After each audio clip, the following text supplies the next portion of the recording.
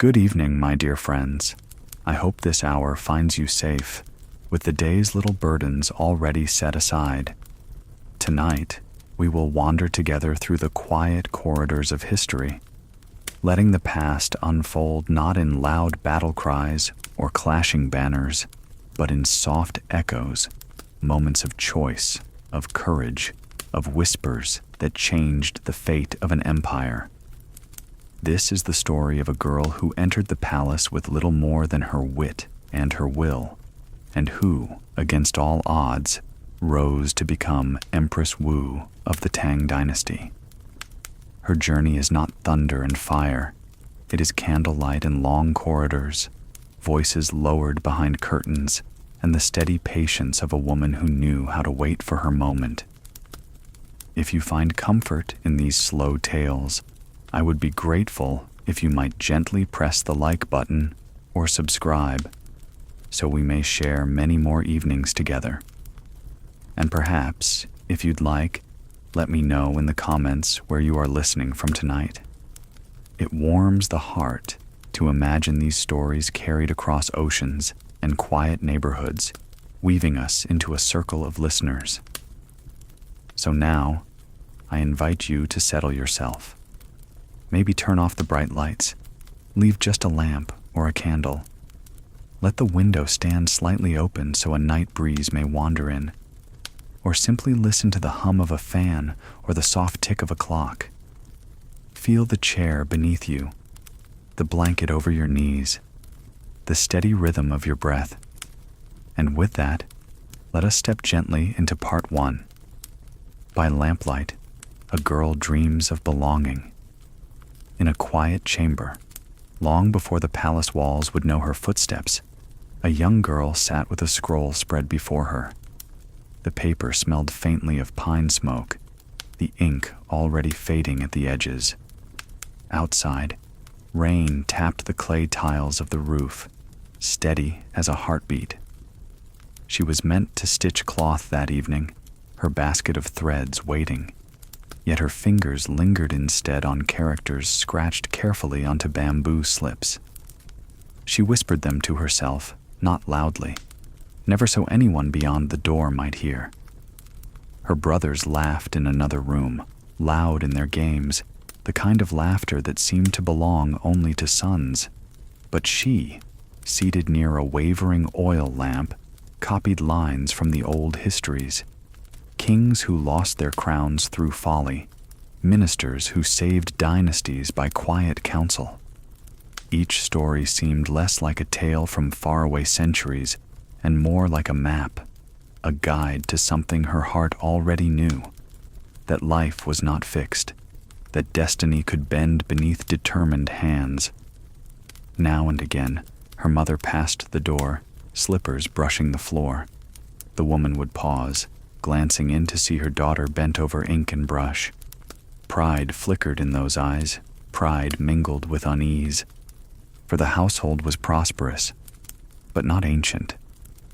They had wealth enough to be noticed, yet not lineage enough to be safe from whispers. A daughter too clever, too curious, might only draw sharper eyes upon them. And so the mother said nothing, only smoothed the door curtain, leaving the girl in her pool of lamplight. There was a kind of hunger in her gaze, but not the hunger of ambition as we think of it in men, loud declarations, boasts at the wine cup. No, hers was a quieter desire, to belong somewhere her efforts mattered, to live a life where her days would not be dismissed simply because her hair was bound differently from her brother's. It was a wish folded silently into the margins of the scrolls she copied. At times, she imagined herself as one of those unnamed counselors in the records, figures who did not sit the throne, yet guided those who did. She did not dream of splendor or jewels, but of voices that listened, of a seat at a table where words carried weight. She wondered if such a place could ever exist for her, or if she was foolish even to let the thought cross her mind. The lamp guttered once, its flame nearly sinking into the oil. She steadied it with a practiced hand as if even the small task of saving light mattered, as if nothing in her reach should be allowed to fade before its time. Then she bent again to her copying, lips moving silently. Beyond the window, the rain deepened. Her brother's laughter dimmed. The world shrank to the glow of ink upon paper, the smell of smoke, and the sound of her own breathing. No one in that house could have guessed the scale of the story that was beginning in that quiet room. And she herself, even as she dreamed, could not have imagined that one day the empire would weigh her words as heavily as those kings she copied so carefully. For now, she was only a girl with a brush, chasing belonging in the silence of night. Early games reveal more than laughter can hide. The courtyard of her family home was not grand by imperial measure, but to a child's eyes it stretched endlessly. At its center grew an old persimmon tree, its branches broad enough to cast generous shade across the tiled floor. On late summer afternoons, the air shimmered with heat, and the laughter of children rang out beneath those branches. Her brothers played boisterously, chasing each other, clapping their hands over riddles, shouting answers even before the questions were complete.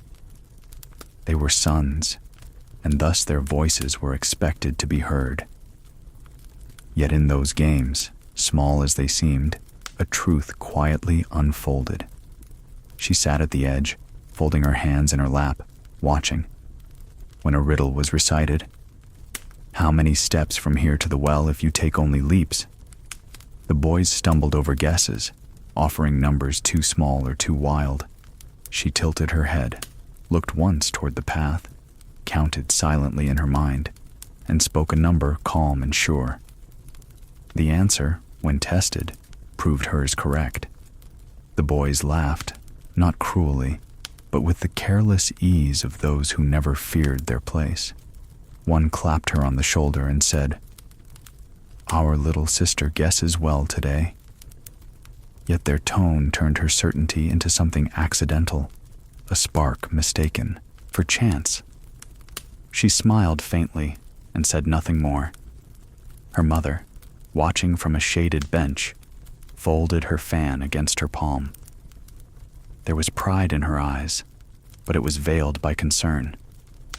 In the circles of kin and neighbors, clever daughters were a blessing only when their cleverness could be hidden, softened beneath obedience. Too much brightness risked attracting shadows. Still, the girl could not wholly dim herself. When the boys argued over sums, she reached for a stick and drew figures in the dust. Simple shapes, yet the balance of them showed order. One brother blinked, puzzled, until he saw the pattern resolve. His eyes widened, then narrowed as if uncertain whether to praise or dismiss. "A lucky mark," he said, though his voice betrayed recognition. Evenings brought a different rhythm. After supper, when oil lamps glowed golden and insects hummed outside, the family gathered in the main hall. The elders spoke of trade caravans, of grain prices, of officials passing through the province. The girl listened more than she spoke, but now and then, when a detail was forgotten, she quietly supplied it.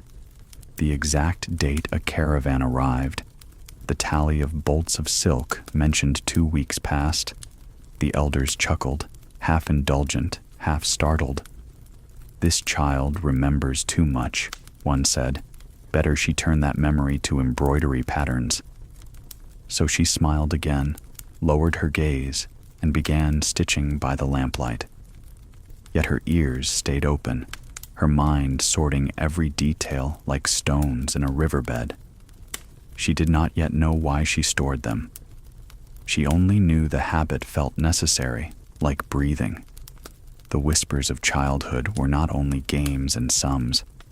They were also the murmurs of neighbors, carried through lattice windows or drifting in from markets. That family has wealth, yes, but not old roots, some would say. Their daughters will marry well enough. but not into the oldest lines. These words did not reach her ears directly, but children have a way of sensing what is unsaid. She noticed how some bows offered to her father were shorter, how certain invitations never arrived. In the quiet of her room, she wondered why bloodlines mattered more than effort, why old names outweighed living deeds. She was too young to answer such questions, yet already she carried them like smooth stones in her pocket, weighty, persistent. One autumn evening, as leaves scattered across the courtyard, her eldest brother asked her to help with his lessons. He had been assigned passages from the Analects, yet the lines slipped from his memory. She, having copied them secretly, knew them well. Sitting beside him, she recited in a whisper, guiding his tongue over the stumbling characters. He repeated after her, frowning at first, then relieved. Later, when he earned his tutor's praise, he said nothing of her help. She expected no thanks, but a small part of her heart ached. It was then she began to understand how invisible labor could be, how the world accepted a woman's contribution only when disguised as another's success. Still, these lessons did not harden her. They deepened her patience. She learned to take joy not in open recognition, but in the quiet knowledge that she had seen the pattern, solved the riddle, remembered the detail no one else could.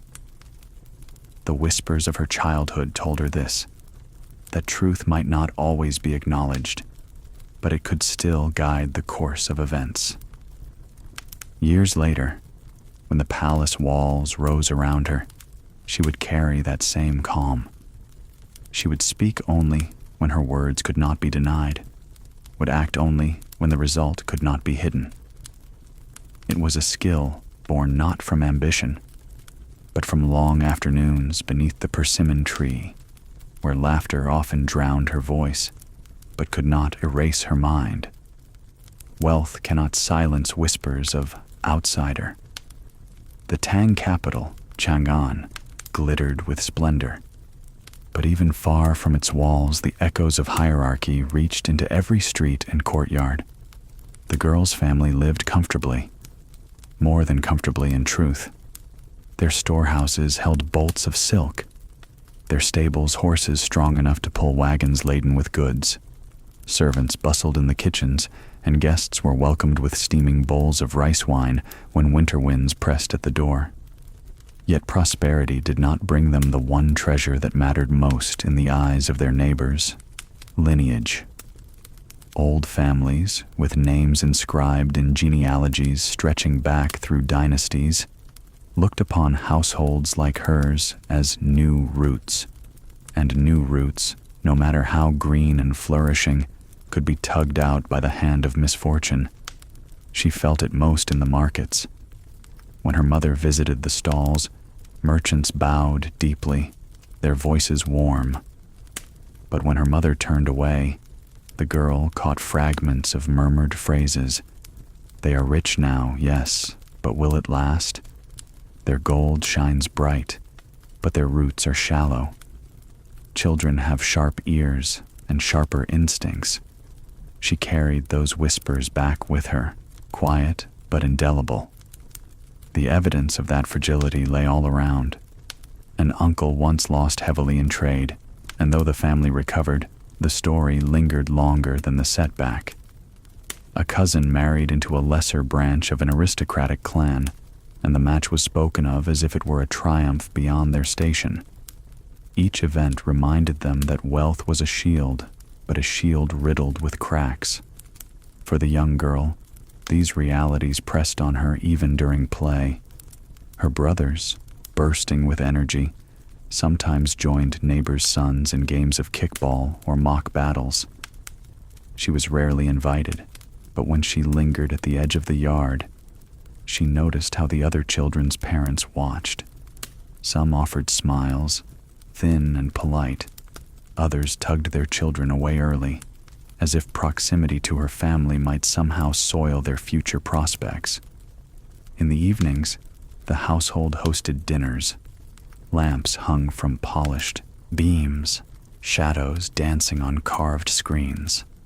Neighbors came, nobles occasionally deigned to appear, and wine cups clinked. She sat silently, pouring tea for elders as custom demanded, but she could not help observing the glances, the half-curved lips of disdain, when an elder of her house spoke too proudly of their caravans or their new acquisitions. The words of praise seemed to fall flatter than they should, as though invisible hands weighed them down. Her mother bore it with composure, the fan never ceasing its slow, graceful arc. But when guests had gone, she would sit alone longer than necessary, the fan folded tight, her face unguarded. The girl would sometimes slip into the room, curl against her mother's sleeve, and feel the tiredness there, unspoken but unmistakable. One autumn festival, the disparity became sharper. Families gathered to present offerings, their daughters dressed in silks, their sons paraded proudly. The girl's attire was fine, a robe dyed the deep green of pines, her hair bound with a silver pin. She knew she looked well enough, yet she noticed how the older women whispered to one another, how their eyes slid past her without lingering. To them, her brightness did not matter. What mattered was the soil from which she sprang, and in their eyes, that soil was shallow. That night, as lanterns drifted skyward, she stood apart and watched them vanish into the dark. A cousin laughed nearby, pointing at her solitude. She lowered her eyes, cheeks warming, but her heart did not retreat. Instead, she thought, if roots are shallow, then branches must reach higher. If they doubt where I came from, let them see where I will go. It was a vow formed not in words but in resolve, pressed into her bones like the dye in her robe. Her father, still alive then, understood something of this pain. Once, when he returned from a long journey, he found her sitting with a discarded scroll. He sat beside her, his robe heavy with dust, and said softly, "We are not of the oldest names, my daughter. But remember, every old tree was once a sapling. Roots grow with time, and those who sneer may one day shade their heads beneath our branches." She never forgot that. It gave her a measure of patience, but also a recognition of the work ahead. Still, fragility clung to their lives. Servants could leave for better wages in an aristocratic household. Officials might overlook their petitions. Rumors, no matter how false, spread faster when told of families who lacked deep ancestral shields. Each day taught her the same lesson. Prosperity could be measured in coin, but true power was measured in perception. Years later, when she walked palace corridors, she would recall these days. She would remember the bowed heads that hid smirks, the smiles that carried sharp edges, and she would understand better than most how to craft not only wealth, but legitimacy. She would know that splendor without rootedness was fragile, and she would spend her life ensuring her rule would not be dismissed as shallow soil. Loss shifts the household into unfamiliar hands. Seasons have a way of teaching us the truth of time. Spring brings blossoms, summer hums with cicadas, autumn scatters gold across the courtyard, and winter presses silence upon the eaves. For a girl in the household of a merchant family, prosperous yet not noble, each season once carried the same rhythm. Trade journeys for her father, lessons murmured by tutors for her brothers, and quiet chores for herself. But seasons turn, and sometimes, with one turn, a life changes altogether. Her father's health had begun to falter in ways few dared name. He returned from journeys thinner, his steps slower, his cough lingering like smoke that refused to clear. In evenings, she would watch him sit by the brazier, the firelight deepening the hollows of his cheeks. Still, he smiled at her, always. He would rest his hand upon her hair and say, "Your eyes see further than most, my daughter. Guard that gift." Then one winter, the brazier was left unlit, the chair empty. Word spread quietly, first in whispers among the servants, then in the solemn tread of neighbors arriving with condolence gifts. The house filled with white silk banners, the color of mourning.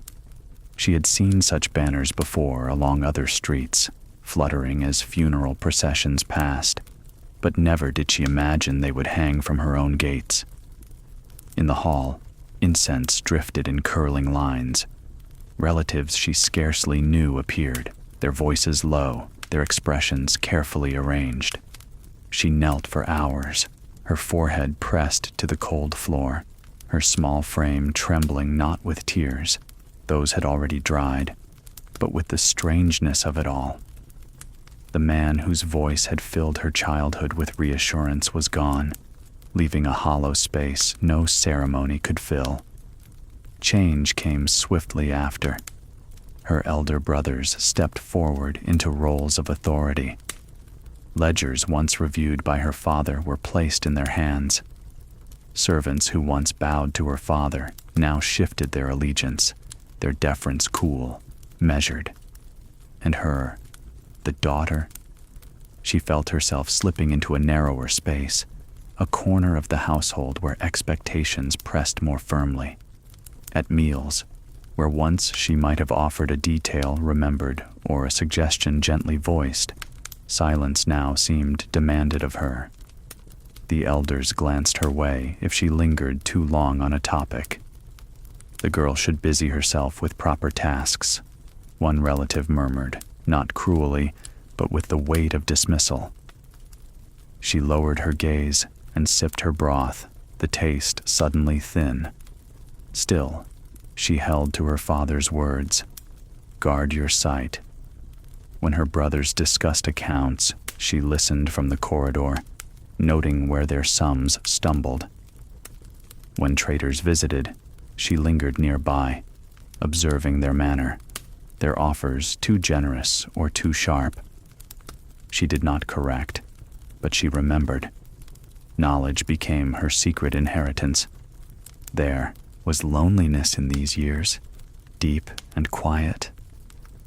Her mother, still veiled in mourning, grew more withdrawn, her days absorbed in ritual observances, her nights heavy with silence. The girl would sometimes sit outside her mother's chamber, hearing the soft rhythm of prayer beads sliding through fingers.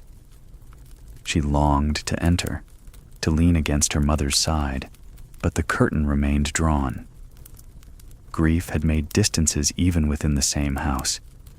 Yet loneliness has a way of shaping resolve. She turned more often to her scrolls, to the words of sages and histories of dynasties long past. She copied not only for practice, but for comfort. When the ink flowed, her mind found order again. She traced lines about rulers who lost balance, ministers who spoke truth, women who counseled wisely though hidden in shadows. She wondered if any of them felt as she did, caught between silence and longing, between duty and an inner fire that refused to dim. Seasons passed in this way, each marking her growth. Spring returned with blossoms, yet her father's laughter no longer joined the morning air. Summer brought cicadas, their hum now underscoring the debates of her brothers at the table. Autumn scattered leaves across the courtyard, and she swept them alone, the broom scratching against stone. Winter pressed silence once more, and she found herself staring at the brazier, remembering the warmth that was no longer there. But within her, something strengthened. Loss had shifted the household, yes, but it had also shifted her.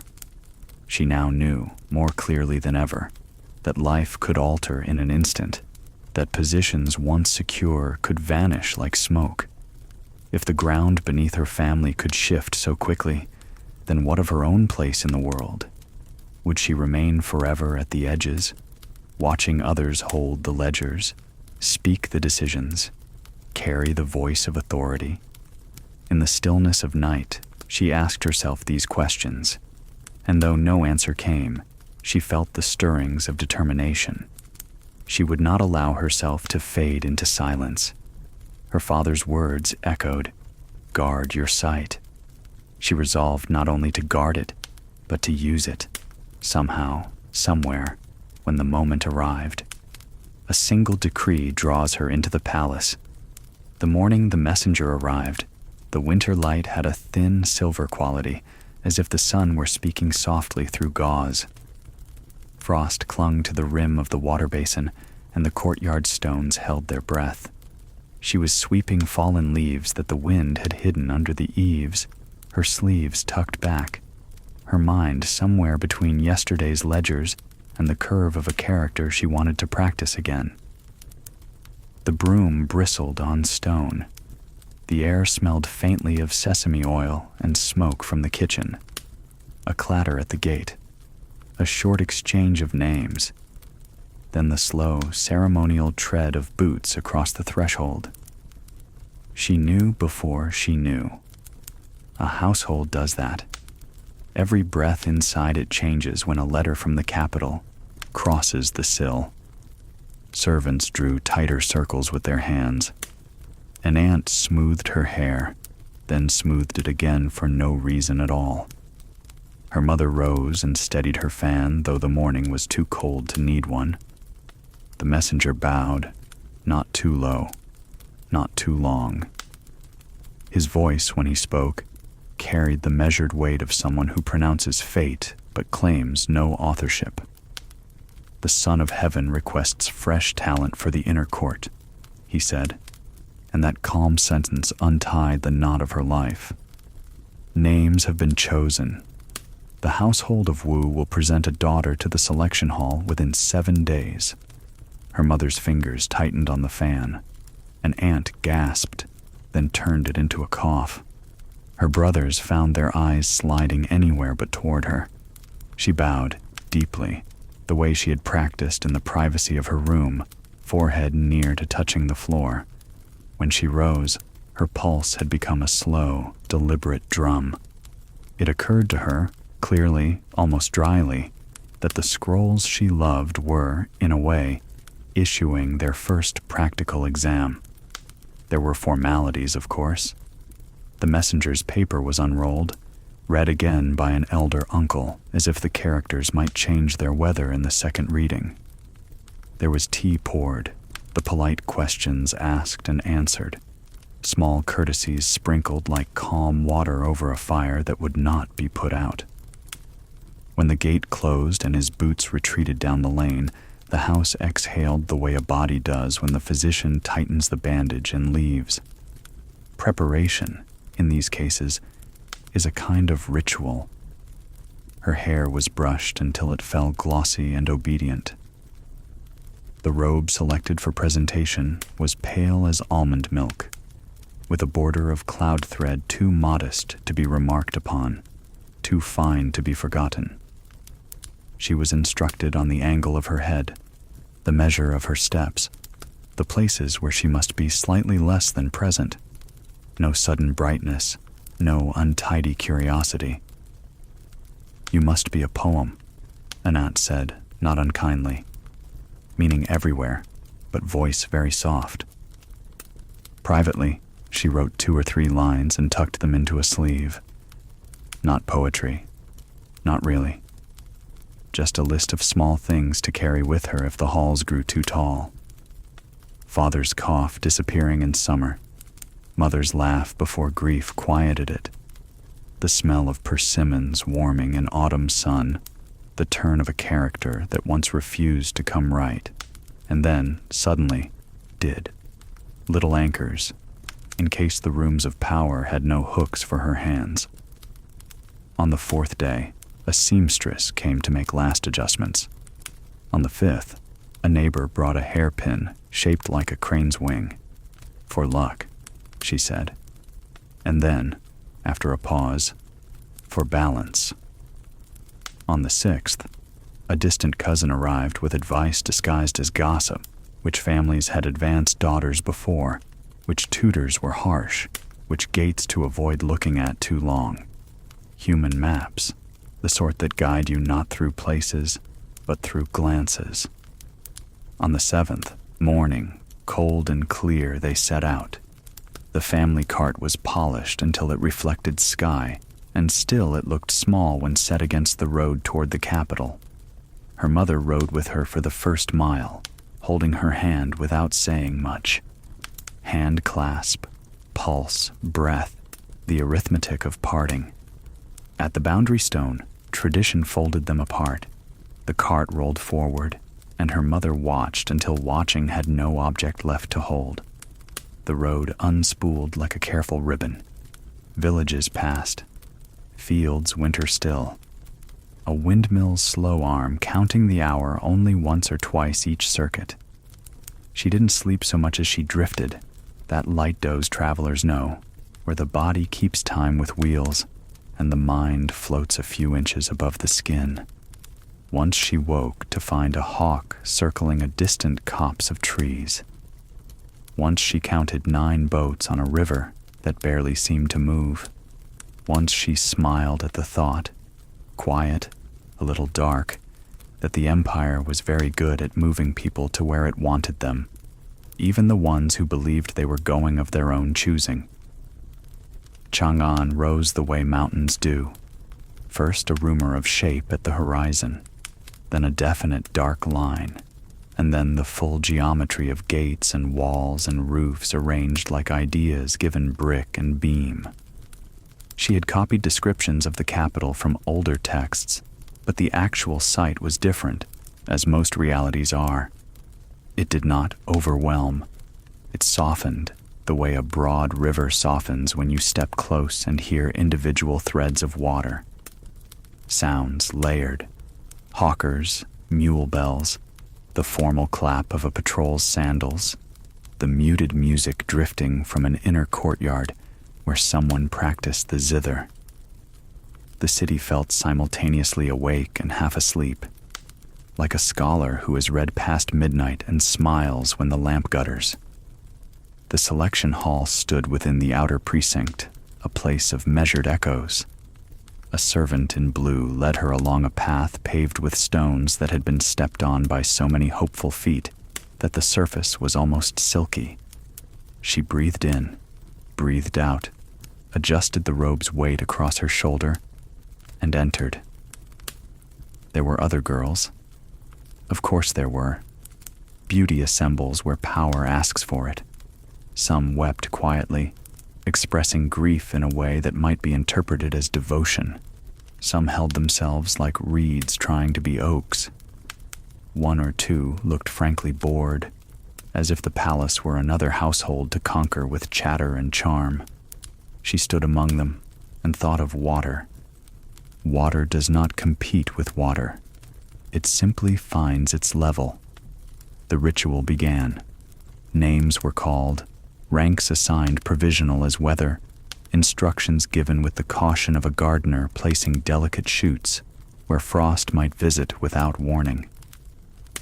She moved when she was told, knelt when the floor asked it of her, answered when kindness required a voice.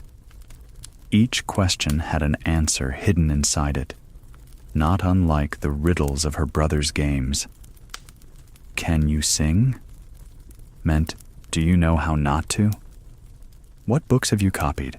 Meant, which rooms will your mind wander into when mine thinks it is alone? She did not lie. She chose her truths carefully, like arranging stones across a stream, enough to cross, not so many that the current built against them. In a smaller chamber afterward, a matron of the inner court, hair like frost, voice like silk folded twice, asked her to read a passage from a history of the early dynasty. The matron watched the girl's mouth more than the scroll, listened for patience more than clarity. When the reading ended, the matron said, "You wear your voice like a sleeve. It covers more than it shows. A pause, then the smallest curve of approval. Keep it that way."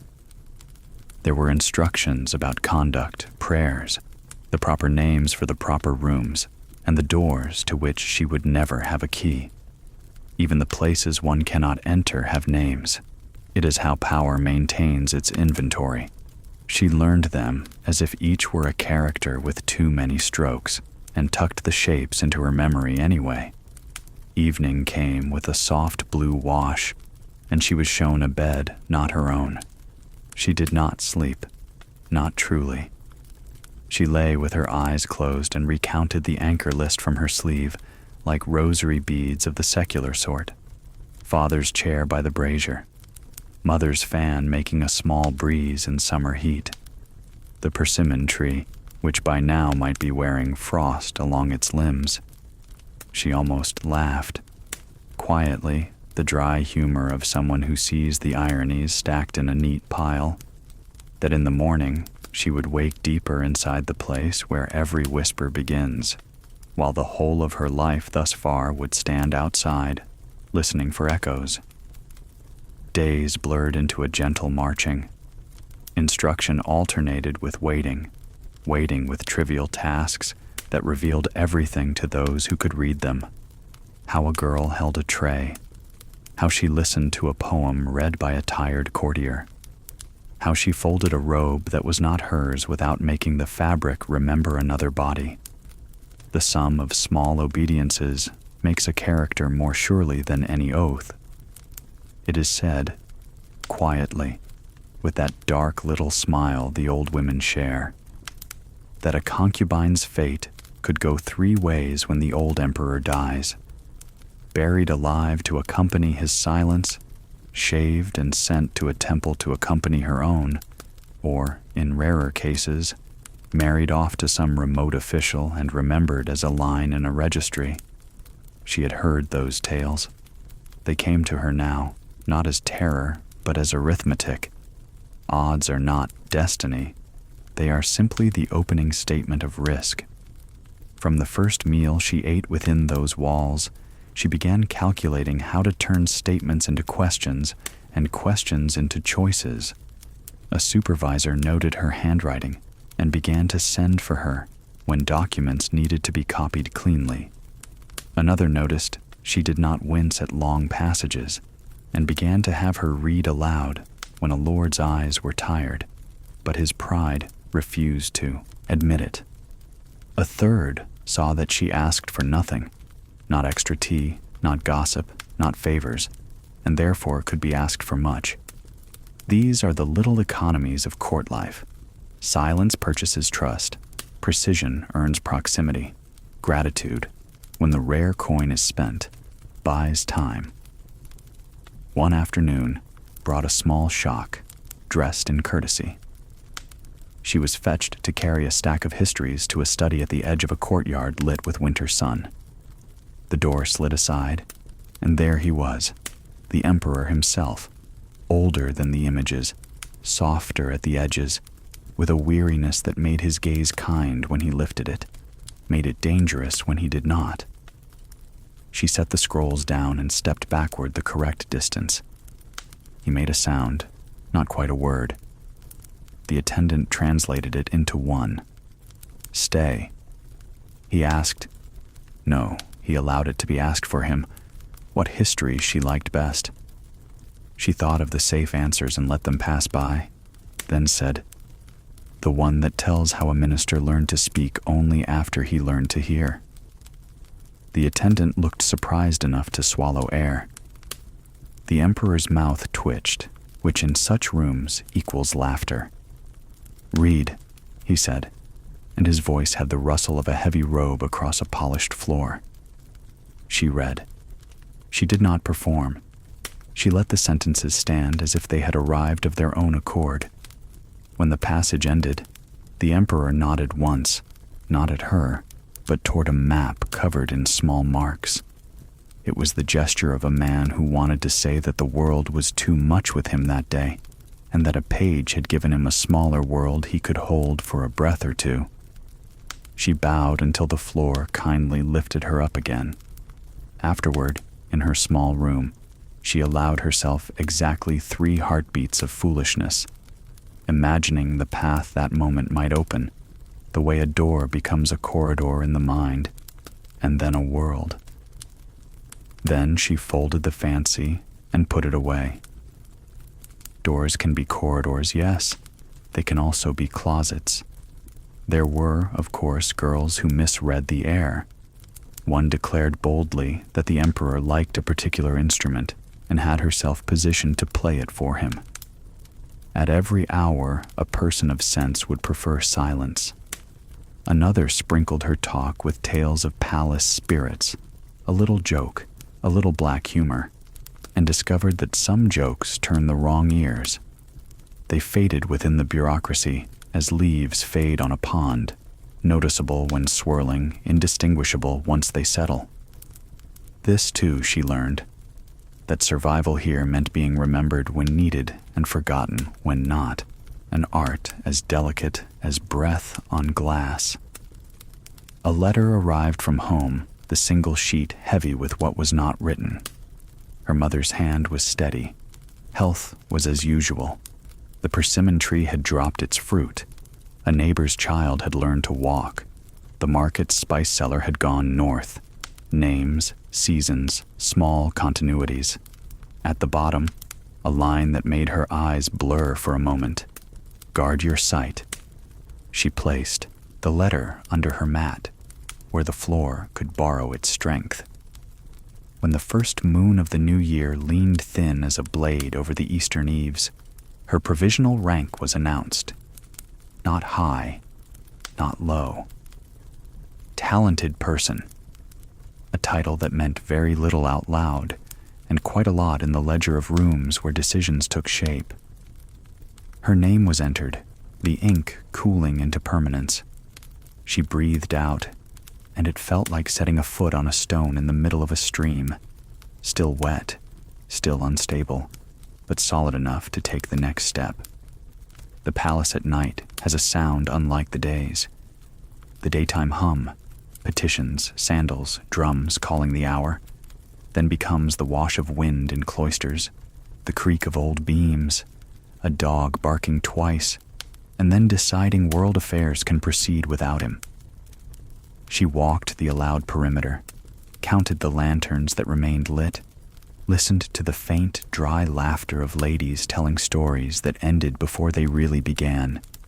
She thought, another small, dark smile, that the empire was tucked into its own bed, and that she, unaccountably, had been invited to sit in the same room while it slept. Somewhere, a gate boomed shut. Somewhere else, a late courier hurried and then slowed, as if remembering that speed is its own confession. She returned to her room and folded herself onto the mat. Before sleep finally came, she pressed her palm to her sternum, felt the measured beat, and whispered the list from her sleeve again, as if calling roll. Father, mother, tree, character, lamp. Present, she said to each, inside the mouth, not with voice. Present. It struck her then, gently, like a hand smoothing a wrinkle, that the summons had not carried her away, so much as carried her more deeply into herself. The city was large, the palace larger, but the space she most needed to move in had always been small. A breath, a line of ink, the exact placement of a word. If she could govern those, other doors might open. Or if they did not, she would be no less herself for their refusal. Beyond the lattice, the New Year's second night settled like silk on water. The candle in her room burned low, then lower still. She did not mind the dark.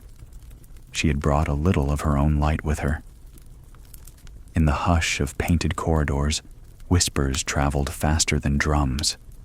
The palace was a world of doors, some open, some closed, some designed to stay half open so no one could be certain who listened. To walk its corridors was to feel both sheltered and exposed, as if each polished pillar contained an ear, each lacquered screen an unseen pair of eyes. For a newcomer, the soundscape was as vivid as the sight. The shuffle of soft shoes on stone, the faint ring of distant bells marking the hour, the sudden flutter of a flock of birds startled from the roof. Yet louder still were the things never spoken directly, the murmurs, the hints, the laughter that ended too quickly. Her first weeks were a study in this hidden language. Girls from old families clustered like geese, their laughter bright but edged, as if they rehearsed harmony while keeping beaks sharp. Servants carried trays as though their hands knew the balance of weight, but their eyes measured more than porcelain. Officials entered courtyards with scrolls tucked close, speaking of harvests or rituals, yet pausing a heartbeat too long when certain names drifted by. All this she watched quietly, memorizing the rhythm of power expressed in silences. At mealtimes, she sat not at the center, but along the edge, her robe folded neatly beneath her knees. The food, delicate dumplings, pale fish, pickled plums, arrived in small dishes, arranged like verses of a poem. Others reached for what they liked. She reached last, choosing what remained. It was not timidity, but calculation. The girl who appears to take least is often granted space to take more later. She remembered her father's ledgers, expenses recorded not only by numbers, but by timing, the difference between early and late, between bold and patient. Once, an older concubine noticed her restraint and said, half teasing, "Do you not hunger, little one?" She smiled gently, lowering her gaze, and answered, "Hunger teaches me to listen." The table laughed, though not unkindly. Yet in the laughter she heard recognition. She had named her place, neither threat nor fool, but something in between. The emperor himself appeared rarely. When he did, the atmosphere bent around him, as rivers bend toward the sea. He was not young, and his eyes carried the heaviness of years spent balancing war, ceremony, and the fragile loyalty of men who smiled with daggers hidden. But there were moments, brief as falling leaves, when his gaze softened. In those moments, she understood why even the most weary ruler could still charm loyalty from hearts grown cautious. Her own encounters remained formal. Once she was summoned to read from a collection of poems. Her voice did not rise. It flowed, steady as water through reeds.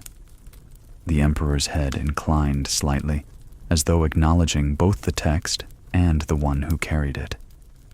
He dismissed her with a flick of his sleeve, and she returned to her chamber, her pulse steady, but her thoughts circling like moths around a lamp. Whispers, meanwhile, grew. Some girls envied her calm, interpreting it as arrogance. Others admired it quietly, daring not to speak aloud. One evening, while the lamps were being trimmed, a girl leaned close and whispered, "They say you will rise quickly. Be careful. Flowers admired too soon are plucked too soon." Then she glided away, leaving only the faint trace of sandalwood. At night, in her narrow chamber, she repeated her small inventory of anchors. Father's chair, mother's fan, the persimmon tree. To these she added a new image. The palace lanterns swaying in a draught, their light steady yet fragile. She understood that in this place a single gust, an angry word, a careless gesture, could extinguish more than a flame. And yet she did not tremble. The same fragility that haunted her childhood had trained her for this. She had learned that wealth without roots was brittle, that a smile could conceal contempt, that legitimacy mattered more than coins. Here, in these halls, those lessons lived again. She would not forget. She walked slower than others, but with steadier steps. She spoke less, but when she did, her words held weight because silence had carried them first. The palace, with all its whispers, was beginning to notice. Small mercies turn in the lock more surely than force. There is a kind of strength that does not announce itself. It speaks in errands quietly run, in letters phrased to spare a man's pride, in the way a door is left half open so a frightened soul can enter without knocking. In the palace, where titles glittered like icicles and then melted just as quickly, such strength traveled under another name, kindness. Not the sweetness of easy smiles, but the firm, practical mercy that makes a machine run smoother, because no one's dignity is caught in its gears. She learned this by watching where pain collected. The first corner was the clerk's room, where a narrow window admitted a slice of morning and nothing more. Ledgers sat like obedient soldiers on the shelf. Sand trays waited to dry the ink before it smeared. The men there worked long and tight, shoulders rising toward ears as if trying to protect their thoughts from the drafts that found every crack. Mistakes were punished with more than rebuke. A blot could mean a posting to the provinces. A miscopied numeral the loss of a year's careful standing. On a wet spring morning, reports of flooding arrived from 3 counties strung along the same river, like beads on a worn cord. Crops had drowned at the root. Bridges had lifted off their moorings and drifted downstream. Families stood knee-deep in cold water, waiting for someone to notice. The official instruction, repeated so often it had become reflex, was to assess damages, calculate arrears, and restore the ledger to balance. The clerks bent over tablets, hands already preparing to write the old phrases. She stood watching, feeling the tug of 2 currents, the river outside that had overturned lives, and the river inside these rooms that would now mark those lives with neat lines and penalties. When the supervising scribe asked for her to carry the packets to the next hall, she bowed, but instead of withdrawing, she asked carefully, "When roads are under water, shall we not send relief by canal? And if we send grain, perhaps we record aid before arrears, so the officials downstream do not delay their carts for fear of numbers." She did not argue. She offered the suggestion like a mat for a slipping foot. There was a pause, the kind that tests the air for danger. The scribe, a man with ink in his fingerprints and loyalty to forms, lifted his head. She held his gaze without challenge, and in her eyes he found not presumption, but craft. "Write it," he said, more to the room than to her. "Mark the aid first. Arrears will sit better on full bellies." Few words, but their shape opened a sluice. Couriers were sent with stamped tokens that answered questions before they were asked. Storehouses unlatched. Boats took the back canals where the water ran patient and deep. In the evening, as the lamps were trimmed, a junior clerk whispered, half in prayer, "No one will praise us for this." But the rice will arrive while the rain still remembers its own name. Kindness, once practiced, taught her where to look next. The second corner was the service yard where a boy, skinny as a fence rail, eyes set too large in his face, shivered in a tunic too thin for the season. His hands were raw from carrying coal. Another girl, eager to impress someone who would not remember her name, had laughed and called him Broom Ghost, because he seemed to appear only to scrub away others' messes. The boy said nothing. He folded into himself until he resembled the very handle he carried. That night, she left a bundle in the alcove where he slept. A thicker tunic, mended but warm, 2 handcloths, a small pot of ointment for cracked skin. No note, no signature. In the morning, he wore the tunic and did not look around to guess. His work gained a rhythm it had lacked. The scullery mistress, who measured the world by spoons and steaming lids, found her temper less tempted. A cook, whose pride was a delicate pastry collapsing at noise, discovered fewer pans set down too hard. Nothing noble, nothing grand, Yet the kitchen breathed easier, and the ease rippled outward in circles of quiet competence that reached rooms where decisions were made by men who had never once stepped through the scullery door.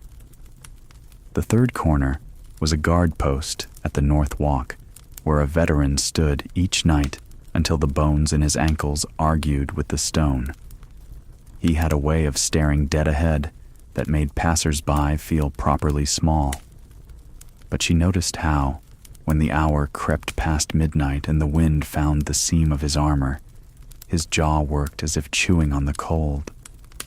On a night when the moon was a pale coin lost in the sky, she sent a tray, not from her hands, for that would embarrass him, but from the kitchen, with a casual order: rice congee, a heel of bread, broth steeped with ginger, and a sprig of green to remind the mouth that spring would return.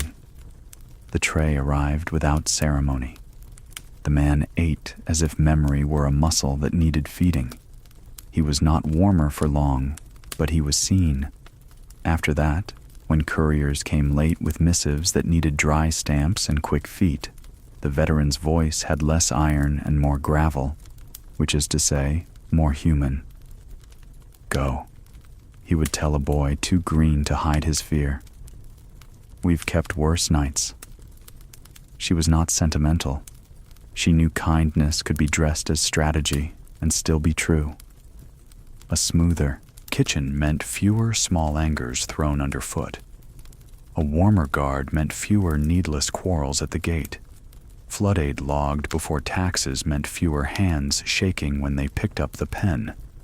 If mercy made the wheels turn with less grinding, was it any less mercy because the machine also served her? In the calculus of a palace, goodness that works is allowed to remain. From these corners, she fashioned a habit. When faced with a choice between the letter and the breath of a law, she checked the living ribs beneath the parchment. She drafted notes that apologized without surrendering authority, learned which superintendent's pride needed an extra bow at the edge of a sentence, which clerk's fear could be cooled with the loan of her quiet eyes during a long recitation of rules. She did not plead for people. She adjusted rooms so people could stand upright in them. Word travels in a palace like heat through a teapot, quietly at first, and then suddenly the lid sings. Reports began returning from the flooded counties. Grain had arrived soon enough that seed stock was saved. A bridge, hastily rebuilt with good timbers rather than cheap planks, had held against the late storms. In one village, the elders wrote a letter so plain it was almost rude. "To the court, whoever remembered us before counting us, our thanks." The scribe who filed it allowed himself to smile a little. "Whoever," he repeated, as if the anonymity were a charm. Kindness allowed her to see around corners. When a minor official, eager for proof of zeal, proposed new fees on market stalls to tighten the ledger, she imagined the old woman who sold river herbs at the end of every lane. A coin taken from her meant a night without salted greens for a child. She composed an alternative, a small yearly fee folded into the stall allotment that covered sweeping and the repair of roofs, nothing more. She attached a line in the margin that appeared tossed off and was anything but. Order is more easily kept when we are not seen skimming from the poor. The proposal passed because it promised tidiness. The margin was remembered because it promised rest. Perhaps the most delicate lock that kindness turned lay with those who resented her very presence. The Empress's women watched her the way cats watch a bird that perches too near. They were not cruel. They were careful, which can cut deeper than cruelty when applied every day. She did not counter with charm. She sent a gift of labor. When the Empress's aunt took ill, the household records fell into a tangle. She volunteered to untangle them, not in person. That would have seemed impertinent. but through a list of instructions delivered with respectful brevity. Which ledger to balance first, which servant to move to which post, which stipend was owed by precedent and which by generosity. The Empress's steward copied the list by lamplight and handed it in as if it were his own, and the matter settled like dust after a brief wind. 2 days later, the Empress's women looked upon the newcomer and found their gaze less sharpened than before.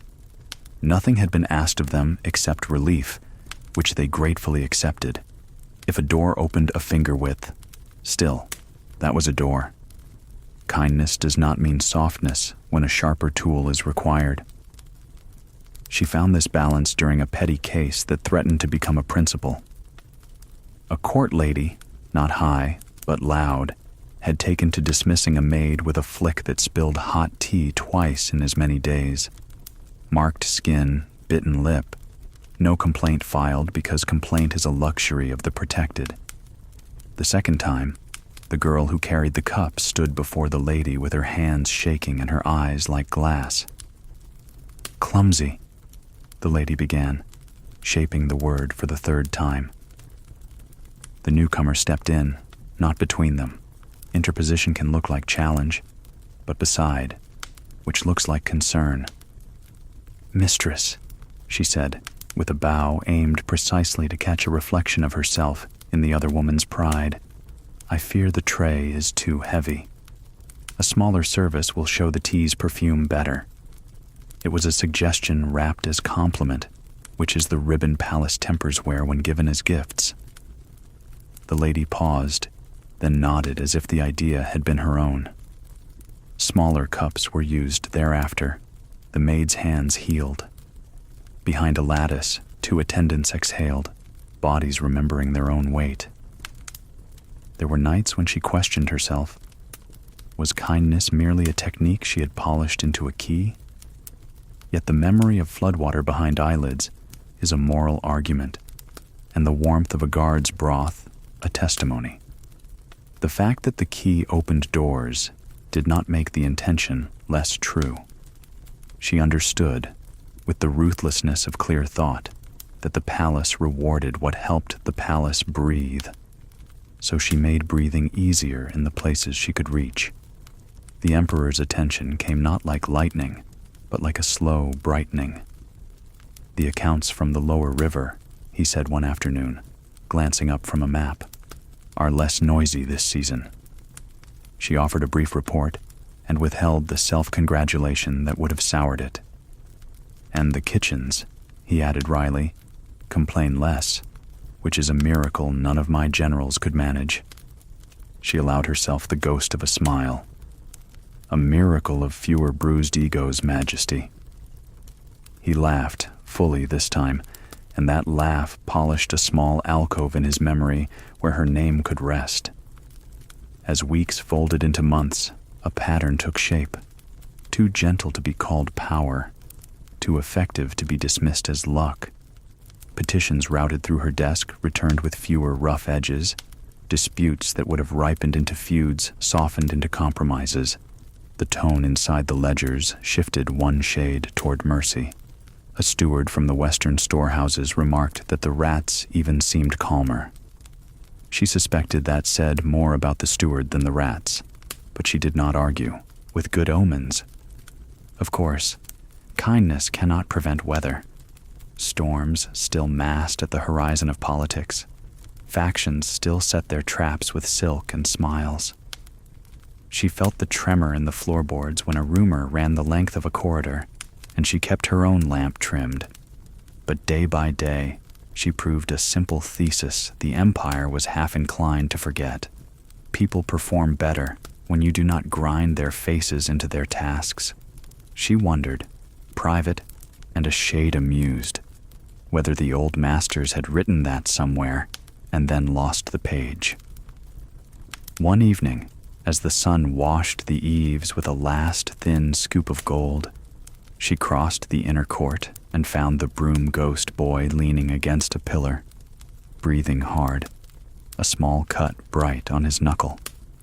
She took his hand and wrapped it with the end of her sleeve, the way her mother once had with a thorn prick.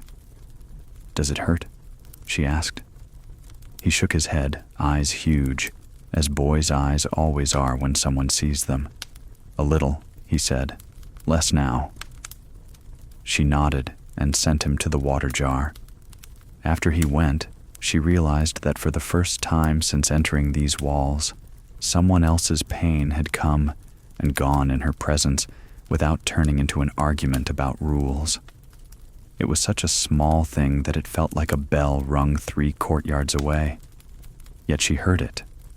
What she did not know, though she might have guessed, was that the Empress's aunt, recovered now and fond of finding vantage points, had watched the scene from a shaded balcony. The old woman said nothing to anyone for several days. Then, during a tedious ceremony where all were required to look serene, while a very long genealogy was read aloud, she leaned toward the Empress and murmured, "The new one opens knots without breaking threads." It was not praise. It was inventory. The Empress inclined her head a fraction, which in such company is a sentence.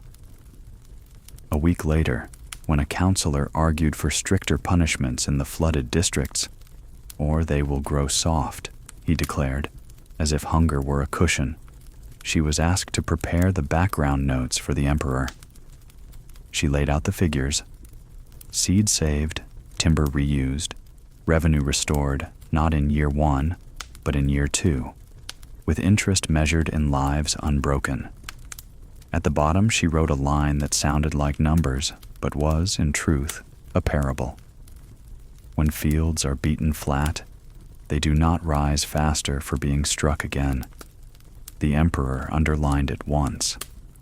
The counselor found himself softened, the way stone is softened by a persistent shore. There were times when her kindness had to be quieter still, lest it draw envy. A young woman from a proud house lost favor and found her rooms shrinking around her.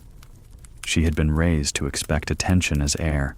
Without it, she could not remember how to breathe.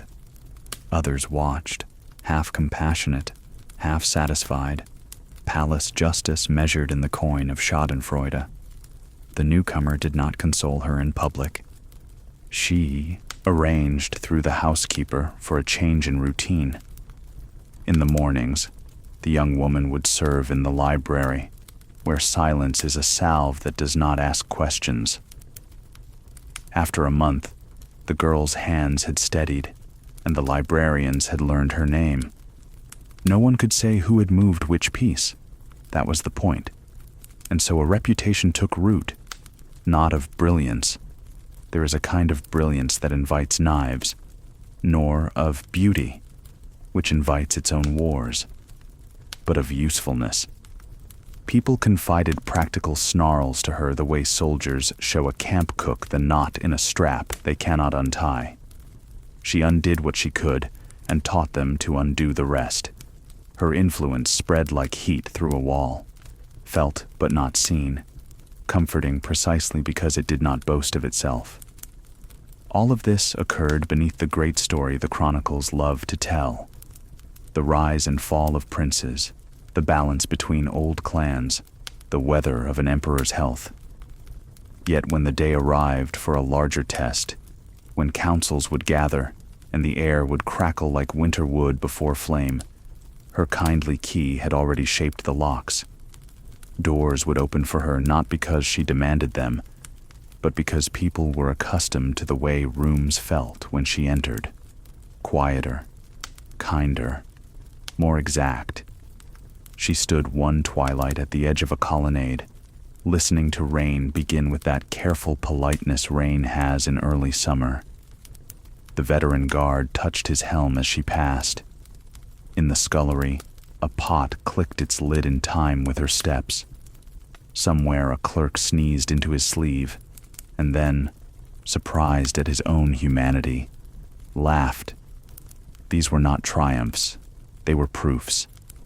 She felt suddenly, gently, that if a nation is a living thing, it sleeps best when its small pains are kept small, and that, for now, could be her task. Not all resistance shouts. Some prefers the hush of corridors. The palace by day was a theater of rituals. Bells rang, drums rolled, officials bowed in sequence like reeds in the same wind. Yet by night, or even in the pale stillness of afternoons, other currents moved beneath the polished floors. Whispers did not echo loudly. They crept, careful as smoke from a hidden brazier, curling into ears that wished to hear only what they already believed. Her growing presence, though wrapped in humility, did not pass unnoticed. It seldom matters how softly a candle burns. Those who guard the darkness see the glow long before others. The old aristocratic families, with their 1,000-year trees carved into genealogy scrolls, had lived through emperors before. They recognized the early signs of a shift. A woman listened to more closely, her notes carried into chambers where decrees took shape, her name spoken without disdain even in conversations meant to belittle. They began, at first, with silence. That is always the first weapon of those who cannot strike openly. A petition would arrive from a province, and somehow her comments would not be copied in the summary. An announcement would be made in court, and her contribution would be credited only in the vaguest terms. A talented person has noted, as if her name were too fragile to carry weight. When servants bowed, their eyes slid past her, not in fear, but in the carefully curated ignorance that denies recognition. She noticed, of course. To notice was her craft, but she did not bristle. She remembered her father's lessons. Roots shallow can still grow deeper if they survive enough seasons. She let the silence stand, even as she laid her own quiet stones in place. If they would not record her words, she would let her actions be recorded in outcomes. One early test arrived with a case of border unrest. Riders from the northern frontier had swept into small villages, seizing grain, scattering families. The Council of Ministers debated long into the night, voices rising like storm waves. "Punish!" cried one.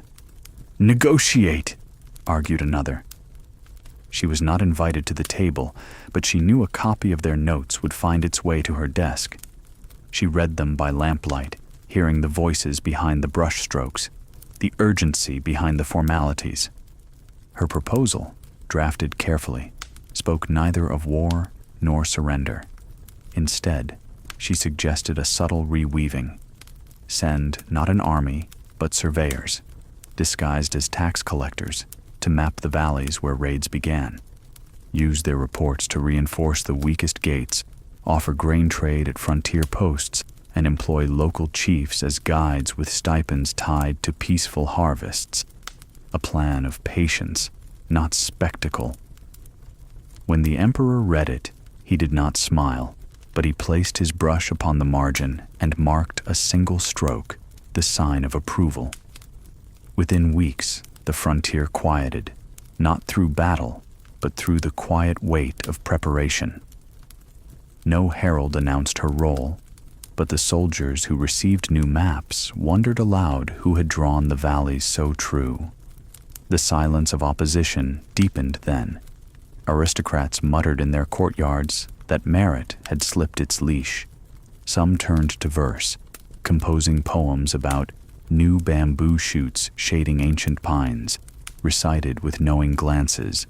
Others hosted study circles, reading Confucian classics with heavy emphasis on the lines about proper order and the duties of women. Such acts left no fingerprints, but the intent was clear: to remind all that traditions weighed more than talent. She did not challenge them openly. She countered with memory. Scholars she had quietly supported found opportunities to publish treatises that quoted the same classics, yet highlighted overlooked passages. Stories of widowed mothers who managed estates with virtue, of queens whose counsel preserved dynasties, of daughters praised for their judgment as much as their obedience. Slowly, the library itself became a counter-argument, shelves whispering that the past was broader than the narrow lines her opponents preferred. Even in the kitchens, opposition found ways to scratch a favorite dish failed to appear. A robe was returned with a seam undone. Couriers misplaced scrolls that bore her hand. These were not accidents. They were messages written in daily life. But here too she answered without raising her voice. She thanked the cooks for their efforts, even when the dish lacked its spice. She mended the robe herself, then wore it proudly. And when the misplaced scroll finally reappeared, she praised the courier for diligence rather than scolding for delay. Each response denied her enemies the satisfaction of outrage. One evening, walking under the colonnade, she overheard a cluster of courtiers laughing too loudly. One said, "Talent has its season, but the frost is eternal." Another added, "Roots, roots, always roots. Without them, no branch lives long." They fell silent when they saw her, bowing with exaggerated courtesy. She inclined her head in return, her expression calm, but later she sat by her window and thought of trees. She recalled how a willow bends in wind yet does not break, how bamboo grows hollow yet strong. Not all strength announces itself in oak trunks. The emperor, too, was not blind. He asked her one morning, almost idly, "Do whispers trouble you?" She answered with a smile that carried neither bitterness nor triumph. "Whispers are like drafts, Majesty. If the walls are sound, they pass through without harm." He laughed, a real laugh, shaking his sleeve as if he had brushed away dust. "Then keep our walls sound," he said. She understood then that opposition would never vanish. It would shift, adapt, sometimes louder, sometimes quieter. The task was not to silence it, but to outlast it. And so she continued, weaving kindness into corners, precision into ledgers, patience into every act. Each day she laid another small stone, not toward victory, but toward permanence. Barriers in the palace were built not of stone, but of silence. The palace was full of walls, yet none of them as formidable as the invisible one she now faced. Its stones were not granite nor jade, but custom and expectation, set long before her birth, maintained by hands older than her own. She had walked into its shadow the day she entered the inner court, though only now did she truly see how high it rose. This silent barrier declared that women, however clever, however useful, must remain ornaments to power, not instruments of it. It was not proclaimed aloud. No herald raised his voice to forbid her steps, but it hummed through the corridors like an undertone no one questioned. The seating arrangements at feasts, the order of names on scrolls, the pauses that followed when her words carried too much weight, all were bricks in this invisible wall. At first, she thought patience alone might wear it down. Had she not softened other resistances with steady hands and small mercies? But patience met its limit when it touched the barrier. For here, time itself seemed enlisted as her enemy. Tradition, repeating itself like a litany meant to outlast any single person's resolve. One autumn evening, she copied a memorial for a senior minister whose hands shook too much to hold the brush. The words praised a general for suppressing unrest at the border. She read the lines twice, then added a phrase. "It is not strength alone, but foresight, that ensures lasting peace." A simple truth, tucked like a feather into a bundle of reeds. The minister signed it, sealing it as his own. Days later, when the emperor remarked on the phrase, the minister bowed, claiming wisdom he had not penned. She bowed too, unseen, and swallowed the lesson. Wisdom could be borrowed, but not yet owned. The silent barrier did not need guards. It employed habit. In the archives, when she suggested reorganizing scrolls so rare edicts could be found in moments rather than hours, the archivist smiled thinly. "It has always been this way," he said, brushing dust from his sleeve. The words were not refusal, but dismissal, habit's favorite disguise. She nodded, accepted the dust, and returned the next morning with the scrolls already rearranged, their edges marked discreetly for retrieval. When, a week later, an urgent decree was needed and appeared in moments, the archivist grumbled but said nothing. She did not argue. She simply let efficiency gnaw at the wall like water wears stone. Still, silence pressed hardest in chambers of decision.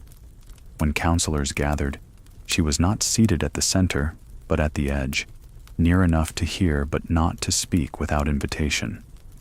Often her thoughts sat ready, like arrows in a quiver, but the bow was not hers to draw. At times she wished she might raise her voice, if only to feel it echo once in those lofty ceilings. Yet she knew that one loud arrow, loosed too soon, might pierce not the target, but her own position. So she turned to subtler methods.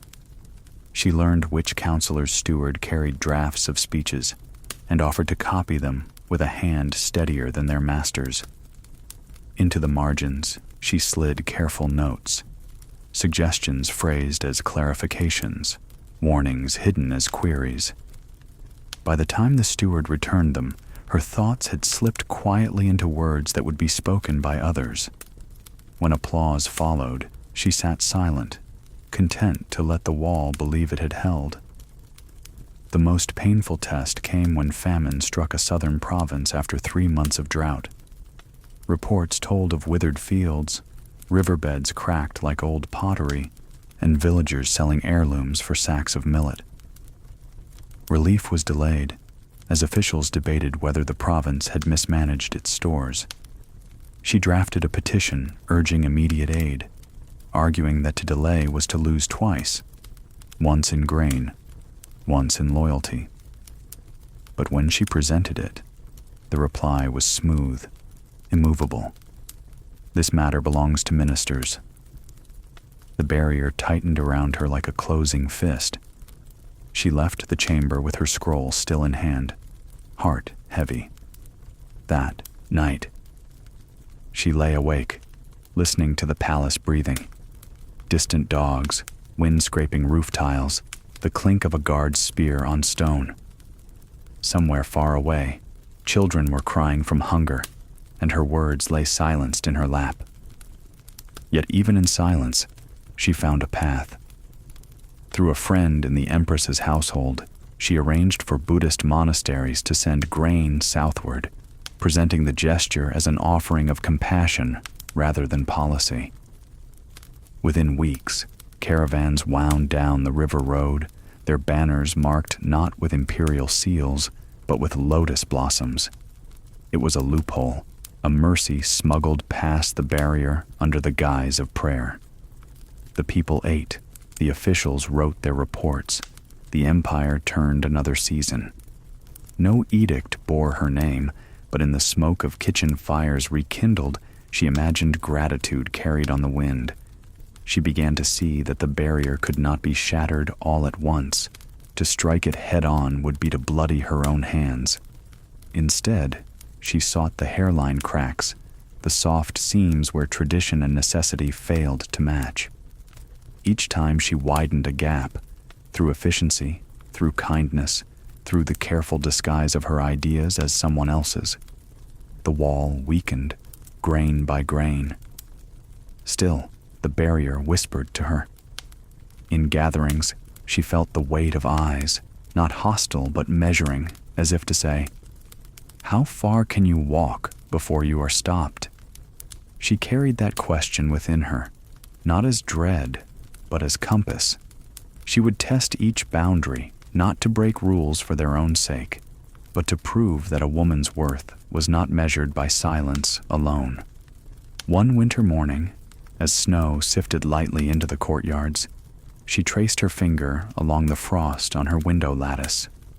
The barrier seemed as vast as ever, yet frost melts under patient sun. She resolved that if she could not yet walk openly through the halls of power, she would walk quietly, step by step, until her path became undeniable. In the stillness of mirrored lives, she found herself doubled. The palace, for all its corridors and courtyards, often felt like a hall of mirrors. Not the kind of mirrors polished from bronze, where one could see only surface, but living reflections, faces, gestures, fates that seemed to echo her own in different registers. Each encounter whispered, "This might be you," had the wind shifted 1 degree differently. She first noticed it in a woman older than herself, a former concubine who had once carried favor, but now drifted in the palace like a forgotten melody.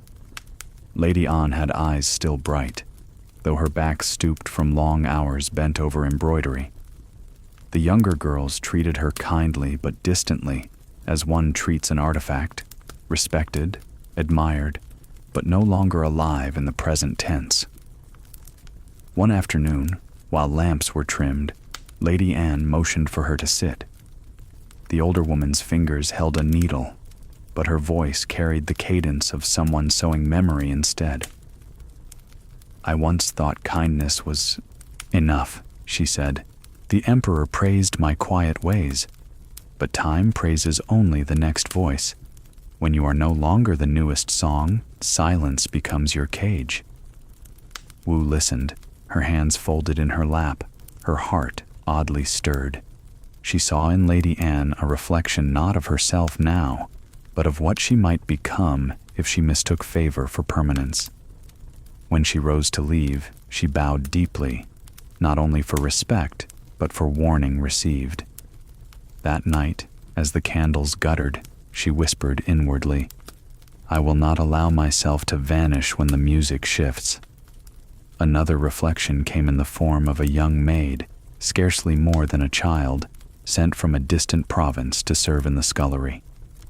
The girl, May, carried trays too heavy for her arms, but never complained.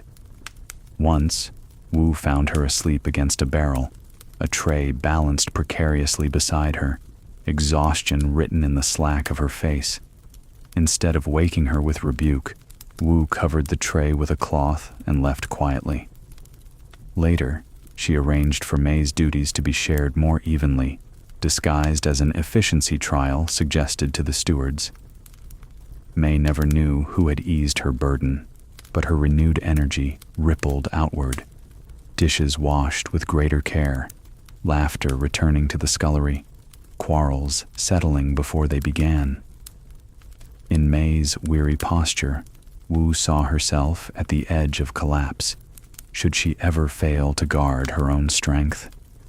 The reflection was tender, yet sobering. The most vivid reflection appeared in a rival, Lady Shu, daughter of a great house, whose beauty was matched only by her sharpness. Shu was everything tradition praised, lineage unbroken, manners perfected, a confidence born of never needing to question her place. Where Wu entered rooms with quiet observation, Shu entered with the assurance of command. They were not enemies in the loud sense. Their words to one another were always courteous, their bows exact. But beneath courtesy lay a tension as taut as a drawn bowstring. Shu embodied what the court expected. Wu represented what it doubted but could not dismiss. In Shu's presence, Wu felt both challenged and clarified, as if the universe had placed them side by side to highlight contrast. One evening during a poetry recital, the emperor asked for verses on resilience. Shu recited lines about mountains weathering storms, her voice proud, unyielding. When her turn came, Wu spoke of bamboo bending under snow, then springing back when the thaw arrived. The emperor nodded to both, but in the silence after, Wu caught the eyes of several courtiers. Some preferred the mountain, others the bamboo. In Shu, Wu saw the reflection of the path denied her, rooted, immovable. In herself, she recognized another way, supple, enduring. Reflections also lived in the past. When she read histories of queens who ruled only in shadows, their counsel unrecorded, yet their influence undeniable, she glimpsed herself again. The texts spoke of empresses who were praised for piety, for restraint, but whose careful words steered the empire's rudder. She copied these passages into her private notebook, not as flattery, but as maps. In their lives, she saw reflections of what was possible, though often unnamed. And then, in rare moments, she found her reflection not in others, but in the emperor himself. One evening he summoned her to discuss reports of unrest among the border garrisons. His voice was tired, his shoulders bent under the weight of conflicting advice. When she spoke, gently, offering neither command nor plea, but a suggestion born of clarity, he looked at her not as ornament, not even as servant, but as a mirror of his own burden. In his eyes, for a fleeting instant, she saw recognition. That leadership was lonely, no matter the body it inhabited. These mirrored lives taught her balance. From Lady Anne, she learned not to rely on favor alone. From May, she learned to guard her strength as fiercely as her ambition. From Lady Shu, she sharpened her sense of contrast, shaping her own identity more clearly against the one tradition would prefer. From history's empresses, she took courage. From the emperor's gaze, she took affirmation, however brief. The palace, then, became not only a hall of power, but a hall of mirrors, each reflection instructing, warning, guiding. She walked among them with deliberate pace, carrying each lesson like a lantern. Some lanterns flickered, others shone steady, but together they illuminated the path she would need to walk, a path where kindness and cunning were not opposites, but companions. Some victories arrive not with thunder, but with a folded fan. In the palace, strategy was often imagined as steel, swords unsheathed, decrees thundered, punishments swift as lightning. Yet she had come to learn that another kind of strategy existed, one that slipped between the clangor of weapons and the weight of law. It moved softly, almost invisibly, its strength found in restraint rather than display. This was the art she began to practice with deliberate care, the gentle stratagem. It began with small tests. A steward, eager to rise in rank, proposed an increase in ceremonial expenditures, gilded screens and elaborate offerings for a festival meant to honor the dynasty's ancestors. The older ministers approved, for lavishness suited their taste and displayed continuity with the past. Yet she knew the treasury strained under repairs for flood damage in the south. She could not oppose them openly, not yet. Instead, she drafted a note praising the zeal of the steward, lauding his dedication to ritual, and then added one line that shifted the ground. True reverence is measured not in gold, but in the steadiness of those who walk behind the banners. The emperor, reading it, smiled faintly and underlined the line. The proposal was modified, gilding reduced, funds redirected to repairs. The ministers grumbled, but no one lost face. The steward even received a nod for his prudence. She had steered the current without appearing to row. Another time, a quarrel broke out between two families over the appointment of a provincial judge. Both claimed ancestral right. Both pressed allies to argue their case. The court risked division over a single name. She listened, patient, as tempers flared in whispered corridors. Then she suggested to a clerk, in the tone of someone musing idly, that perhaps the province would benefit from a candidate entirely outside both families, someone chosen by examination rather than inheritance. The clerk, flattered by her attention, repeated the thought to his superior, who carried it into council, as though it had been his own brilliance. Weeks later, when the appointment was made on merit rather than lineage, the quarrel dissolved. No one praised her. That was the point. She knew that strategy, to remain gentle, must also remain faceless. The wall of tradition still stood high. To batter it openly would only bloody her hands. Instead, she leaned against it with patience, pressing here, softening there, until its stones began to shift of their own accord. But gentle does not mean weak.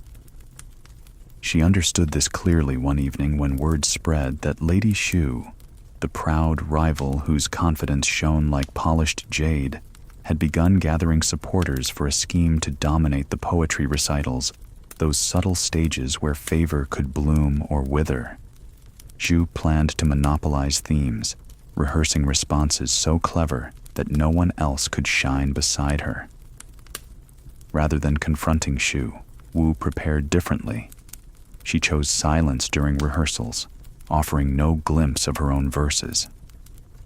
On the night of the recital, when Shu recited a carefully honed stanza on loyalty as the root of empire, Wu stepped forward with lines on rivers that endure not by resisting storms, but by shaping their course around stone. The contrast was plain. The emperor's eyes lingered longer on her than on Shu. Applause was muted, but meaningful. Shu's scheme, sharp as it was, dulled against bamboo's quiet strength. Her stratagems extended beyond words. In the scullery, she arranged for surplus rice to be set aside and quietly distributed to guards on cold nights. She framed it not as generosity, but as efficiency. Fewer sick guards meant fewer disruptions at the gates. It was true, of course, but the deeper truth was this: kindness, disguised as policy, built loyalty that no decree could command. The Empress herself was not blind. One afternoon, during a tea gathering, she remarked lightly, "Our halls feel smoother these days. I wonder whose hands polish them so well." The women around her tittered, each eager to claim credit. Wu lowered her eyes, neither denying nor confirming. The Empress's gaze lingered a heartbeat too long, then shifted. The question hung in the air, unanswered but understood. Gentle though they were, her stratagems demanded vigilance. Every act of softness could be recast as cunning. Every quiet success risked envy. She moved, carefully, always allowing others to take credit, always leaving space for pride to breathe. When a rival muttered that she was slippery as silk, she did not argue. Silk, after all, has held empires together as surely as armies. There were nights when she wondered if she was deceiving herself, if her kindness, her careful strategies, were simply guises for ambition. But then she remembered the faces of those who had eaten because grain was delivered sooner, or the guard who stood warmer because broth had been passed to his post. If ambition rode along with mercy, she thought, then perhaps they were not enemies. Perhaps they were twin horses pulling the same cart, each made stronger by the other. The emperor, in his way, gave her the clearest sign. After a council meeting, he paused beside her, his voice low, almost a whisper. "You bend storms without letting them know they have been bent. That is rarer than victory." She bowed deeply, but in her heart she marked the words. They were not praise to be displayed. They were acknowledgement, quiet as her own work. And so the gentle stratagem grew, not thunderous, not blazing, but steady as the tide.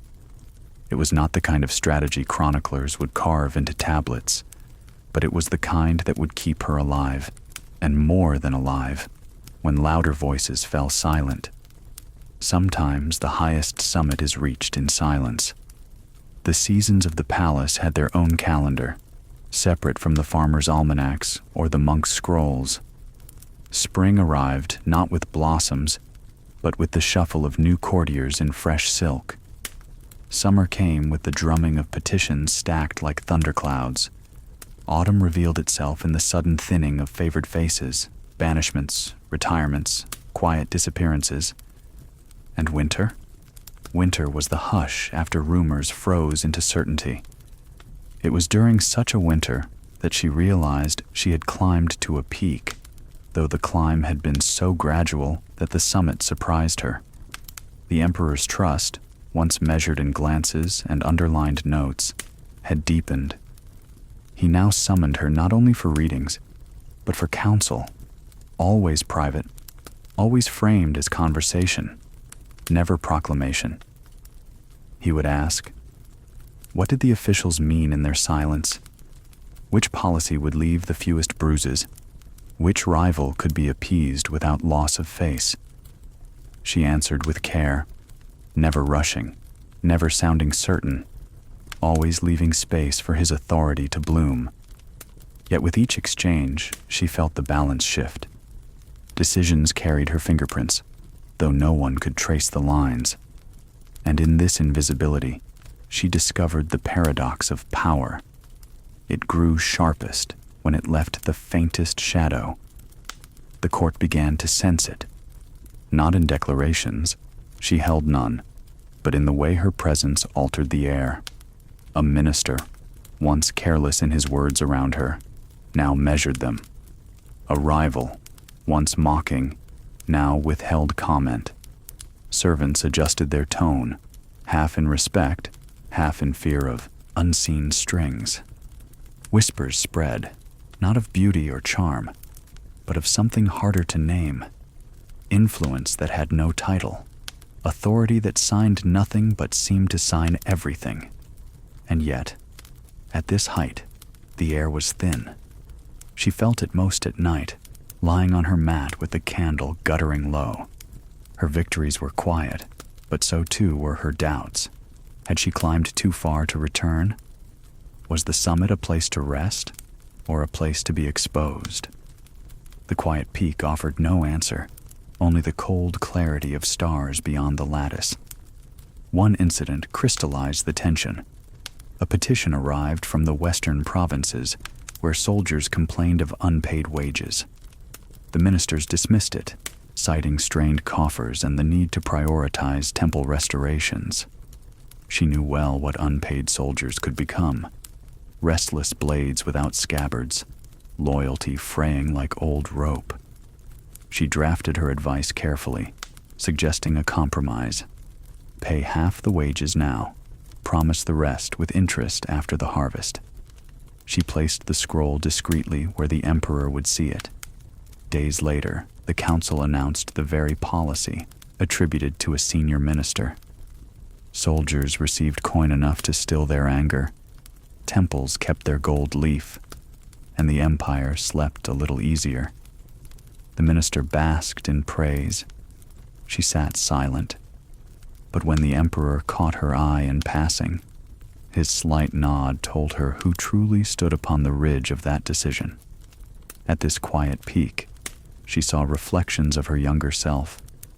The girl who had swept courtyards, listened from corridors, swallowed dismissal like bitter tea. That girl had dreamed of being seen. Now she was seen, and more than that, she was heard, though through others' mouths. The irony was not lost on her. Influence had come not as recognition, but as ventriloquism. Still, she did not complain. The summit did not require applause, it required balance. Balance was tested when Lady Shu, her rival of Jade lineage, sought to reclaim ground. Shu proposed a grand festival of poetry, music, and ritual, meant to display the dynasty's harmony. It was dazzling in conception, costly in execution, and politically sharp, a chance to anchor the emperor's attention in spectacle rather than counsel. Many ministers supported it, drawn to glitter as moths to flame.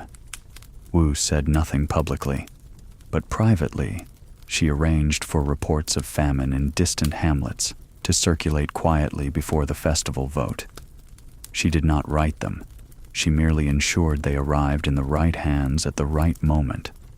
When the council weighed the festival against empty bellies, hesitation grew. The emperor, with a sigh that carried both weariness and relief, postponed the festival. Zhu's scheme wilted like silk left in rain. No one accused Wu, for her hand was invisible. Yet she knew the path she walked. Kindness sharpened into strategy, strategy softened into mercy. The quiet peak also revealed isolation. Allies were useful, but few were true. Clerks respected her, but their loyalty followed wages. Guards nodded, but their fealty was to the crown. Even the emperor, who trusted her deeply, trusted her as one trusts a steady stone across a river, not as destination, but as bridge. She accepted this solitude. Power, she realized, was not companionship. It was weather, shifting and unclaimed. To endure it, one must be one's own hearth. She found warmth in small rituals, feeding sparrows at dawn in a secluded courtyard, copying a single character 3 times before bed, reminding herself of precision, reciting her father's words, "Guard your sight," as if they were prayer beads. These acts tethered her to humanity, lest the summit turn her into air alone. Her rivals, unable to topple her directly, adapted. They grew subtler, more patient, testing the edges of her calm. A robe returned with a hidden tear. A servant transferred suddenly, leaving her without a trusted hand. A rumor floated that she had bewitched the emperor with charms. Each strike was small, yet together they formed a drumbeat of resistance. She bore them with silence, answering pettiness with dignity, letting the quiet peak echo only with composure. Still, she knew peaks are not permanent. Storms gather faster at high altitudes. From this vantage, she could see them forming.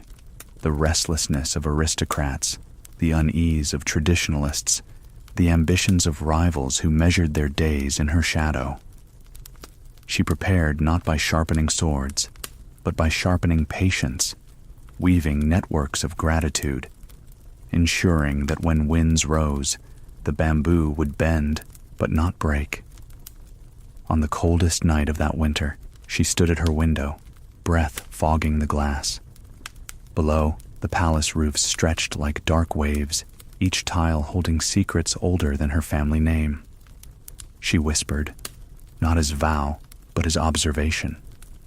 The summit is not the end. It is the beginning of the descent. And yet she did not fear it. The quiet peak had taught her that strength was not in thunder, but in silence that endured. Whether the path ahead led higher still or downward into shadow, she would walk it with the same deliberate step. For she had learned that even at the highest summit, one must still sweep the floor, light the lamp, and carry the small mercies that make the world bearable.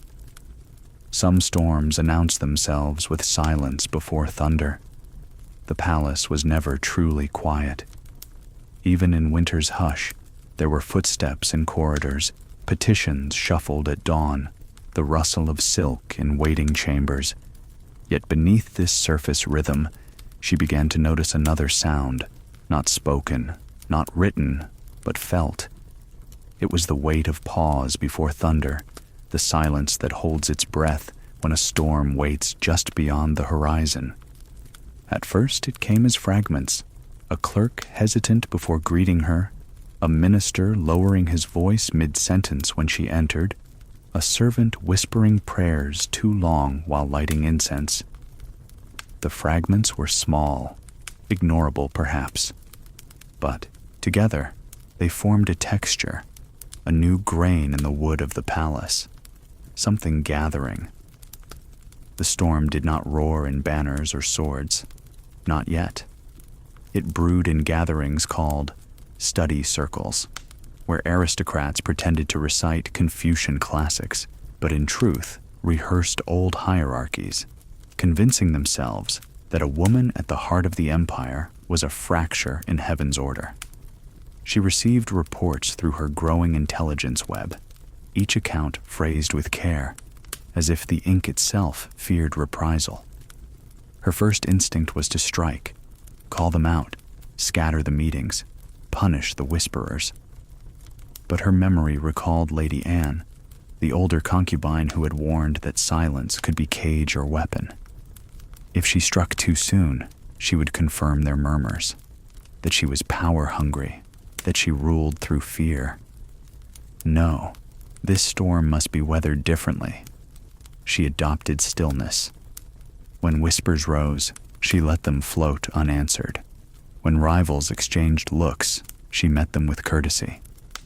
In council, she lowered her voice instead of raising it, making others lean in, forcing silence to stretch long enough for doubt to weaken. Gentle stratagem had taught her patience. The quiet peak had taught her balance. Now both must serve her in the face of gathering clouds, and yet she prepared. Quietly, she reassigned guards, rotating them so no faction could rely on familiar faces. She requested new copies of provincial reports, citing clerical error, but in truth, ensuring she had parallel accounts in case officials tampered with facts. She placed merit-based appointees into small but crucial posts, record keepers, supply managers, messengers, so that the arteries of the state flowed through hands loyal to competence, not lineage. The emperor sensed it too. One night, as frost formed on the courtyard stones, he said to her, "They bowed deeper, but not from reverence." His eyes were tired, his health faltering more often. She saw in him both ally and liability, his trust unwavering, his body betraying him. And in that frailty, she knew the storm smelled opportunity. She thought often of bamboo and mountain, of her own words spoken once in poetry. Bamboo bends, mountain resists. Storms uproot the rigid more quickly than the pliant. But bamboo, too, can split if the wind is sharp enough.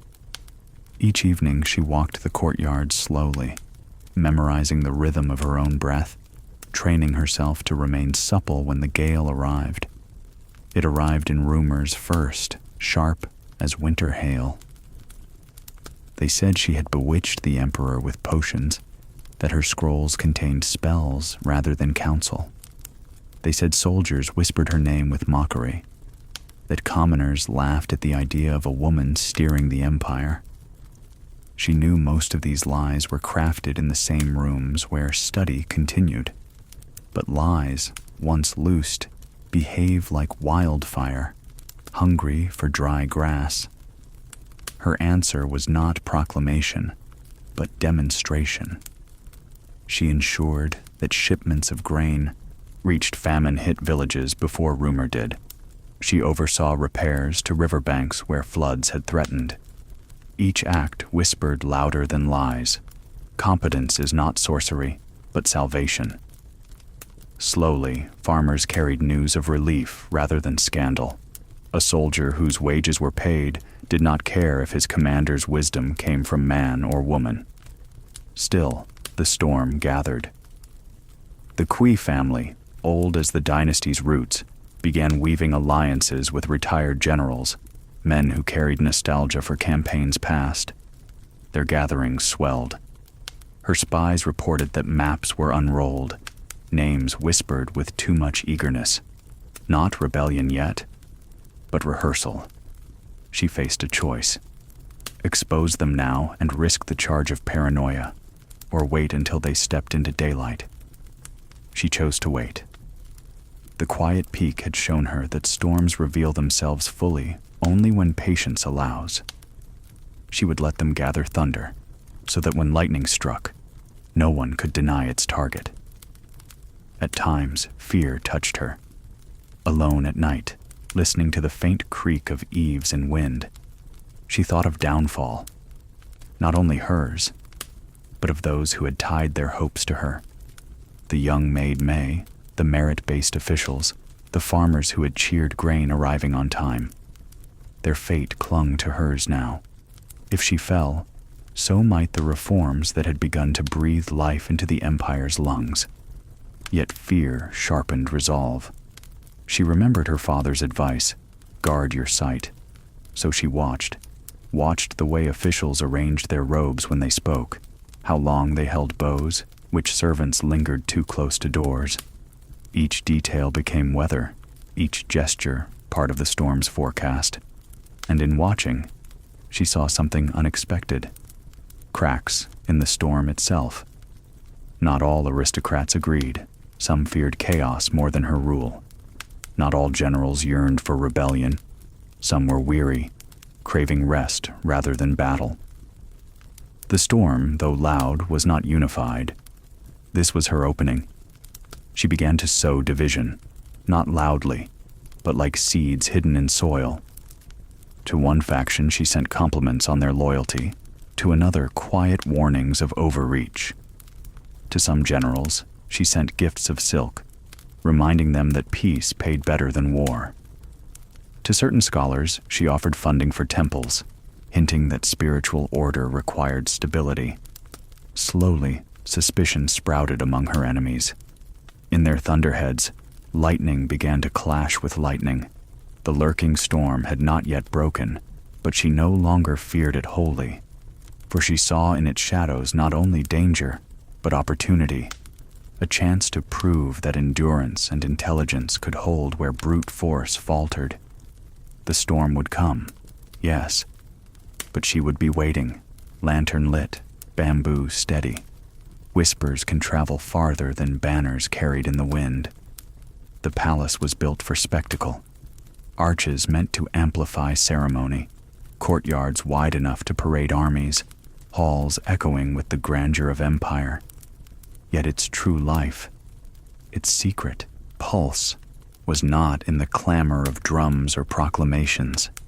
It lived in whispers, soft, slippered feet shuffling across tiled floors, lips brushing too close to sleeves, scraps of phrases caught in the air like drifting ash.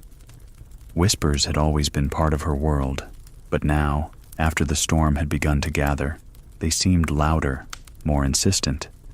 They no longer spoke of poetry or passing fashions. They carried heavier cargo, rumors of loyalty bent, ministers shifting sides, generals restless in their commands. At dawn, when she walked the narrow corridors linking her quarters to the inner garden, she often heard them before she saw faces. 2 eunuchs pausing at a corner, murmuring names she recognized. A lady in waiting sighing as she folded cloth, speaking of omens in the stars. Sometimes even silence betrayed the weight of whisper, when conversation halted abruptly as she approached. She did not chase them away. To forbid whispers was to invite rebellion. To punish them was to give them weight. Instead, she bent her ear and let the halls speak. In them, she learned more than council scrolls revealed. One whisper told of a banquet where the Qui family subtly toasted the memory of tradition. Another spoke of a governor who hesitated to enforce new tax reforms. A third, softer still, spoke of clerks who secretly admired her insistence on merit, but feared being exposed. Each murmur was a thread, alone, fragile, together, a net. She began to cultivate her own whispers. Carefully, gently, she ensured certain truths traveled the same paths as rumors. If someone muttered that she relied on sorcery, another soon whispered that she had overseen grain shipments to villages near starvation. If a story spread of her pride, another followed of her bowing low before temple statues, her prayers quiet but sincere. She never shouted. She let whispers fight whispers, knowing the tongue of rumor speaks only in echoes. At night, she summoned her closest attendants to her chamber. Candles burned low, their shadows long. They recited the whispers gathered that day, each fragment like a piece of broken pottery. She listened, head tilted, piecing them together. Some whispers were smoke, others concealed sparks. She learned to distinguish between the two, but whispers could wound too. She discovered this when May, the young maid whose burdens she had once eased, approached her trembling. May confessed that other servants whispered Wu had used her kindness only as disguise, that no one as ambitious as she could truly care for the lowborn. Wu smiled gently, brushing May's hand, though the words stung deeper than sword cuts. Alone later, she thought of how kindness, once doubted, turns to shadow in the mind.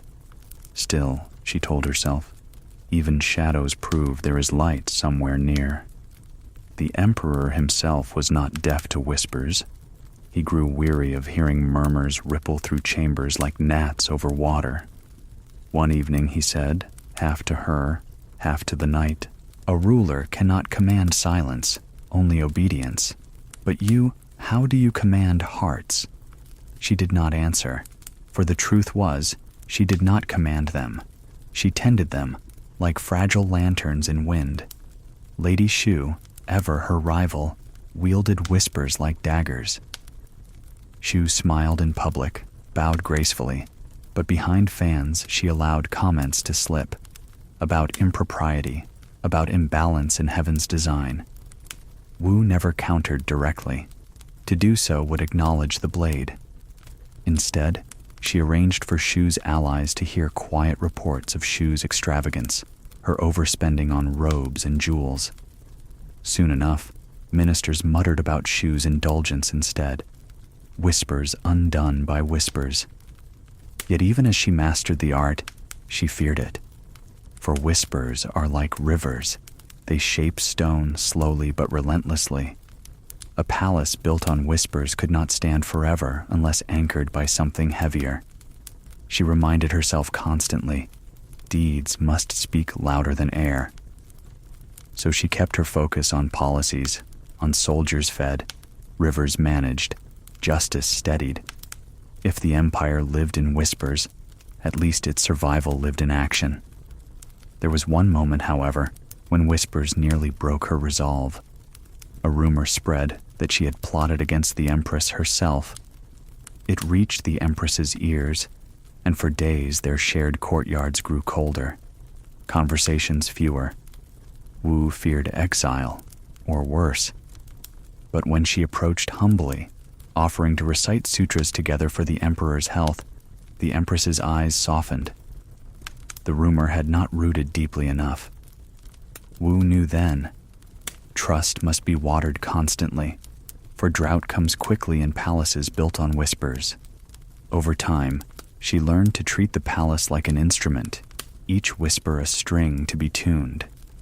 She plucked them gently, never striking too hard, never letting a note linger sour.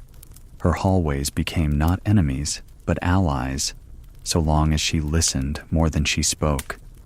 One winter night, as wind rattled shutters, she walked alone through the darkened corridor. The silence was profound, deeper than usual. No whispers trailed her. For a moment, she wondered if the storm had broken, or if it only crouched lower, waiting. She pressed her palm to the wooden wall, feeling its age, its hidden strength. The hall did not speak back, but in its stillness, she felt her own voice whisper inward, listen more, speak less, act always.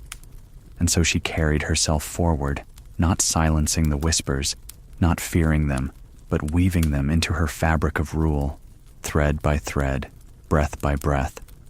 A single lantern reveals its worth only when the night is longest. Lanterns had always lined the palace corridors, painted paper glowing against carved beams, their light trembling whenever wind slipped through a crack in the shutters. They were symbols of prosperity, but to her, they became a metaphor for survival. A lantern does not outshine the sun, nor rival the moon. Its test comes when darkness closes in. The darkness that came now was not of season, but of spirit. The emperor's health faltered. Ministers, sensing his weakness, pressed harder with their own agendas. Aristocrats whispered more boldly, speaking of restoring balance, of realigning heaven's order. The palace seemed to lean toward chaos, as if its very walls tilted. She felt the weight of uncertainty pressing on every breath. It was in this atmosphere that the lantern test arrived. Reports surfaced of unrest in the northern provinces, farmers refusing to pay tax, local garrisons slow to respond. Officials bickered over blame. Some said it was famine. Others said corruption. Still others insisted it was evidence that the dynasty had lost the mandate of heaven. None could agree on action. Days passed in indecision, while unrest spread like fire in dry fields. She knew that if the situation worsened, her enemies would seize it as proof of her unsuitability. The lantern of her influence would be judged not by its design, but by whether it could hold light against gathering dark. Her response was measured but swift. She proposed sending investigators drawn not from noble families, but from examination officials, men trained to value fact over allegiance. The suggestion met resistance.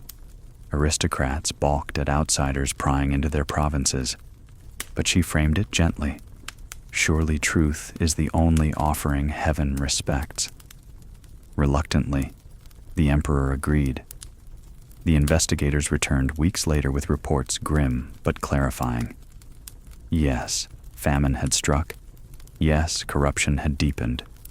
Yet beneath both lay neglect, officials too entangled in their rivalries to tend their people. She presented the findings not as condemnation, but as opportunity. Dismiss a handful of corrupt officers, redirect grain through canals she herself had overseen, appoint younger men eager to prove themselves. The plan was enacted. Relief wagons moved north. Farmers bent their knees again, not in fear, but in gratitude. The garrisons tightened, their loyalty steadied by full bellies and just pay. The storm of unrest, though not vanquished, was slowed to drizzle. And in the palace, ministers who had doubted her now faced a dilemma. If they admitted her role, they risked validating her authority. If they ignored it, they risked seeming blind to results. Most chose silence, but silence itself was recognition. The lantern had not gone out. Still, she was not naive.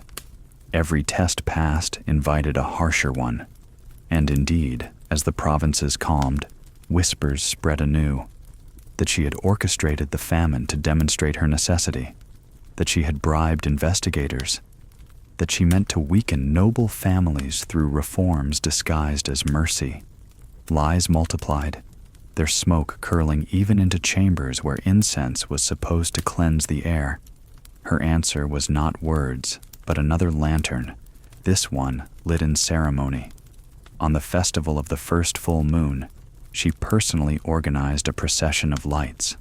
Courtiers, soldiers, servants, each received a lantern bearing the dynasty's emblem.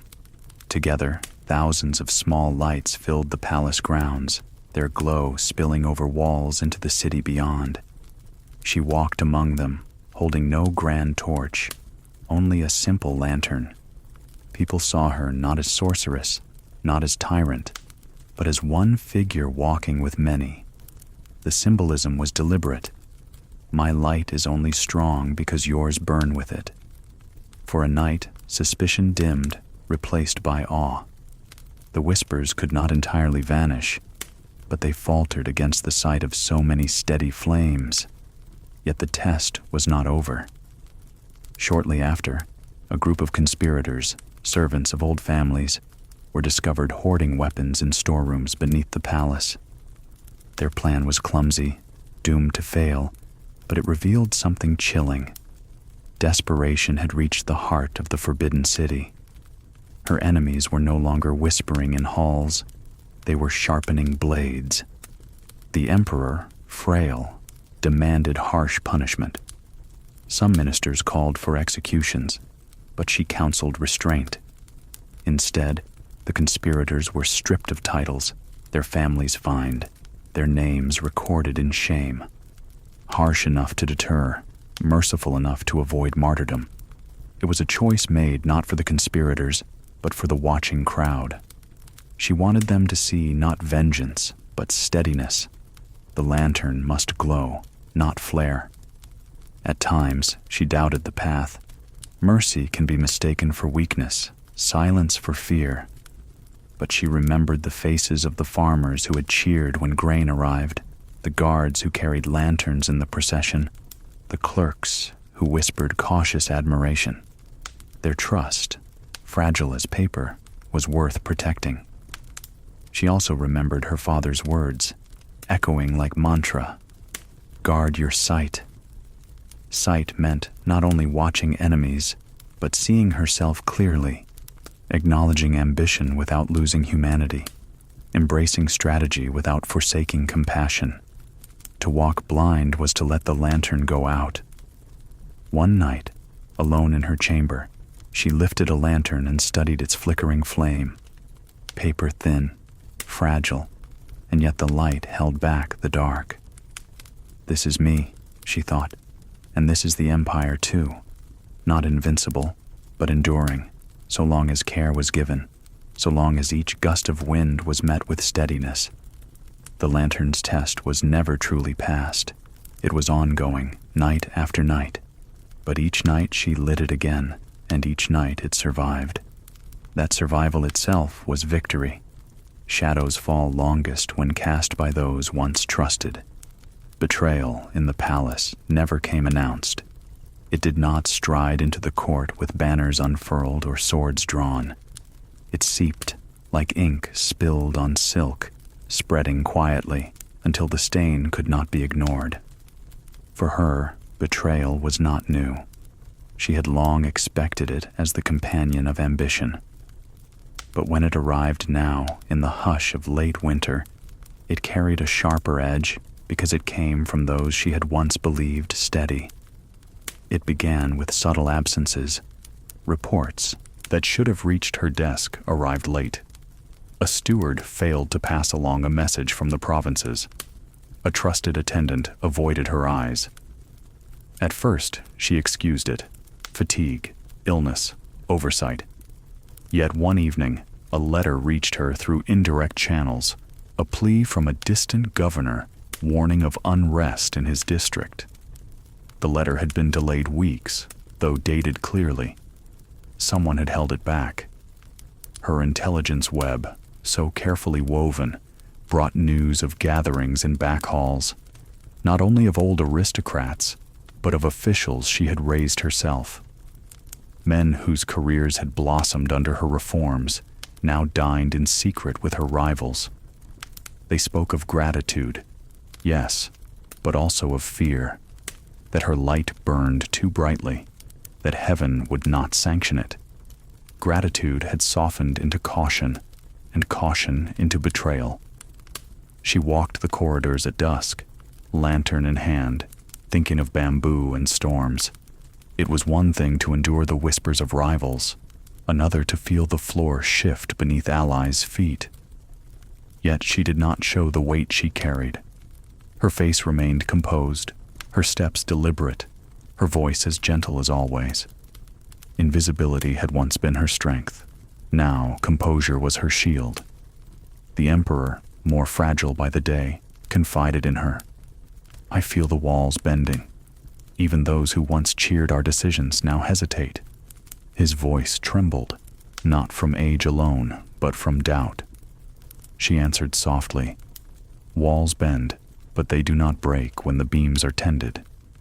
In her heart, though, she wondered if she herself had become one of those beams, carrying more weight than wood should bear.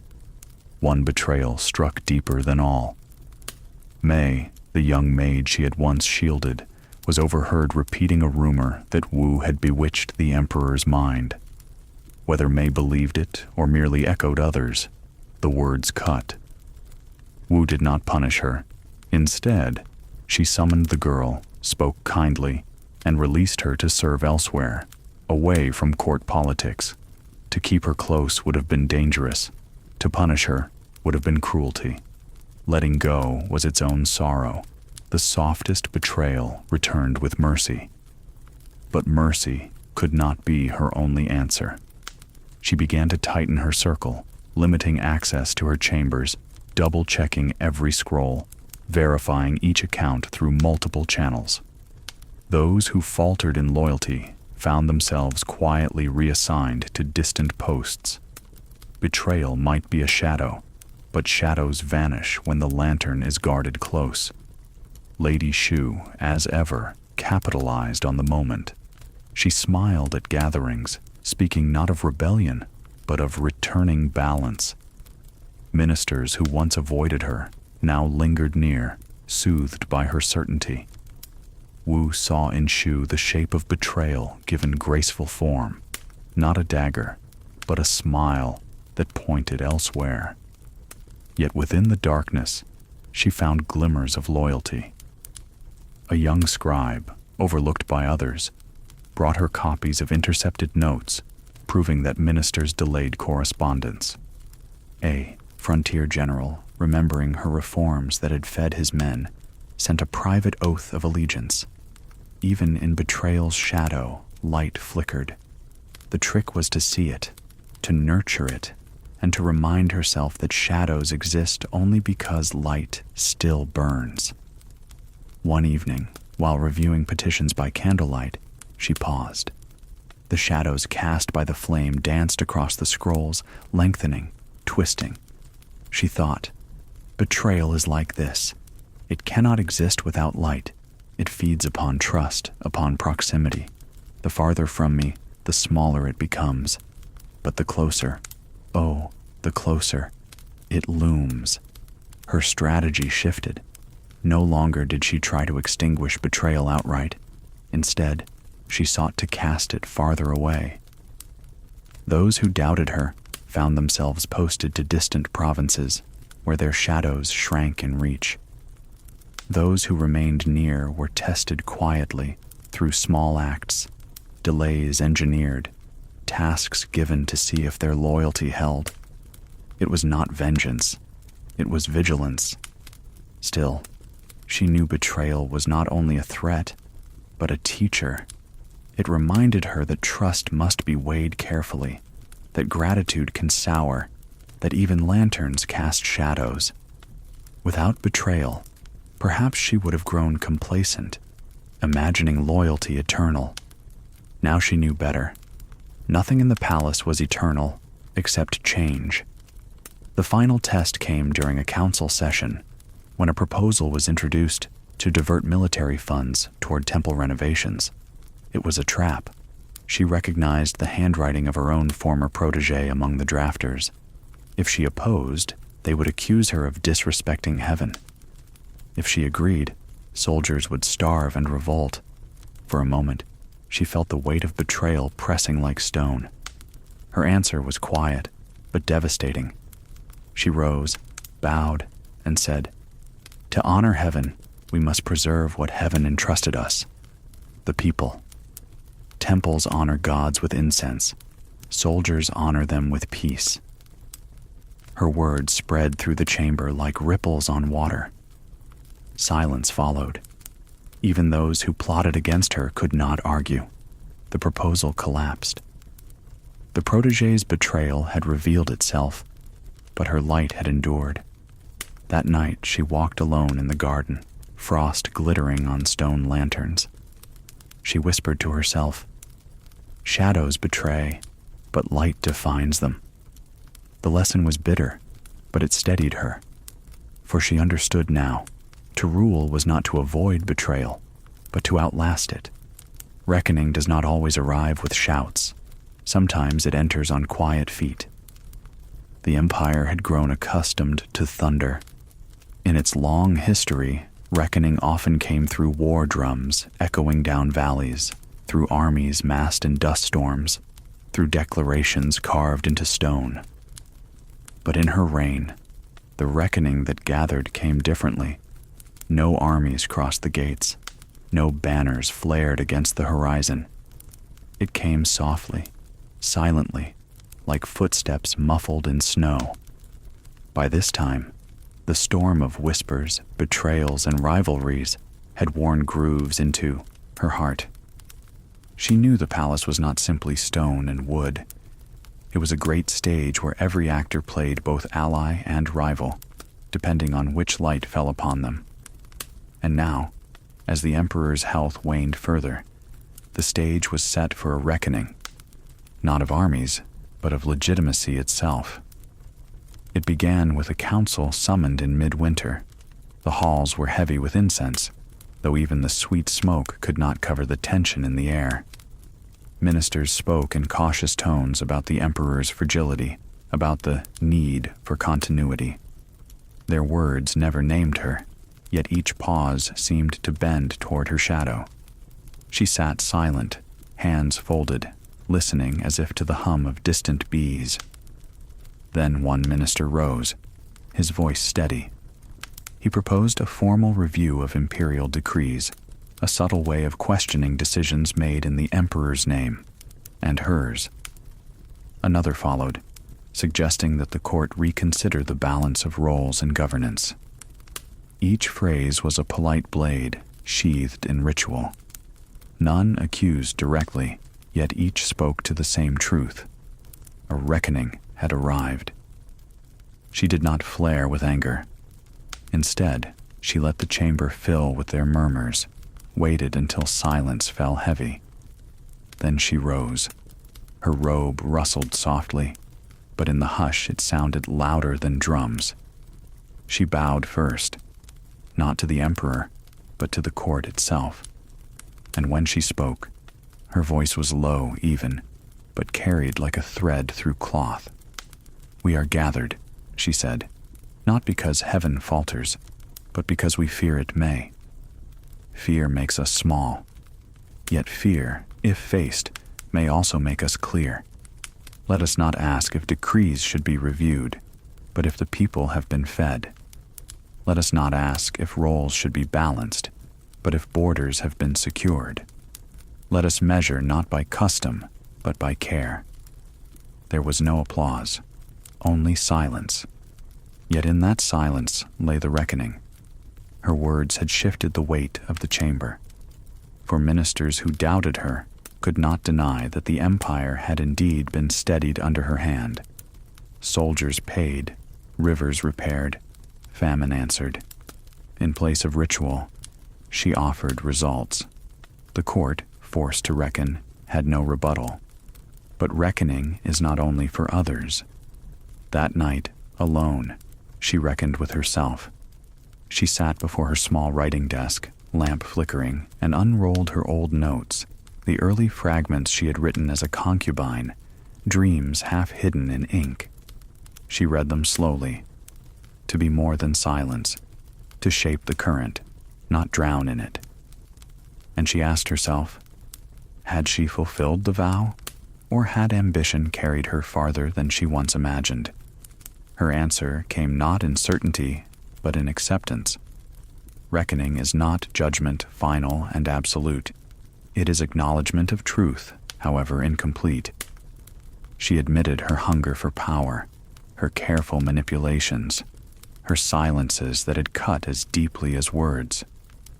Yet she also admitted her mercies. The grain delivered, the soldiers spared, the lanterns lit. Both shadows and light belonged to her. Both defined her. The reckoning deepened when her intelligence web revealed a conspiracy brewing, not to assassinate, but to undermine. Aristocrats planned to present a petition signed by dozens of officials, demanding her removal from council matters on grounds of restoring harmony. It would not kill her body, but it would aim to kill her authority.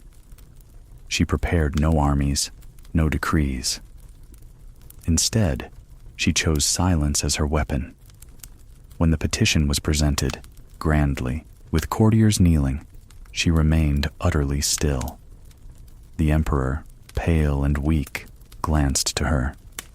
She inclined her head, inviting the petition to be read.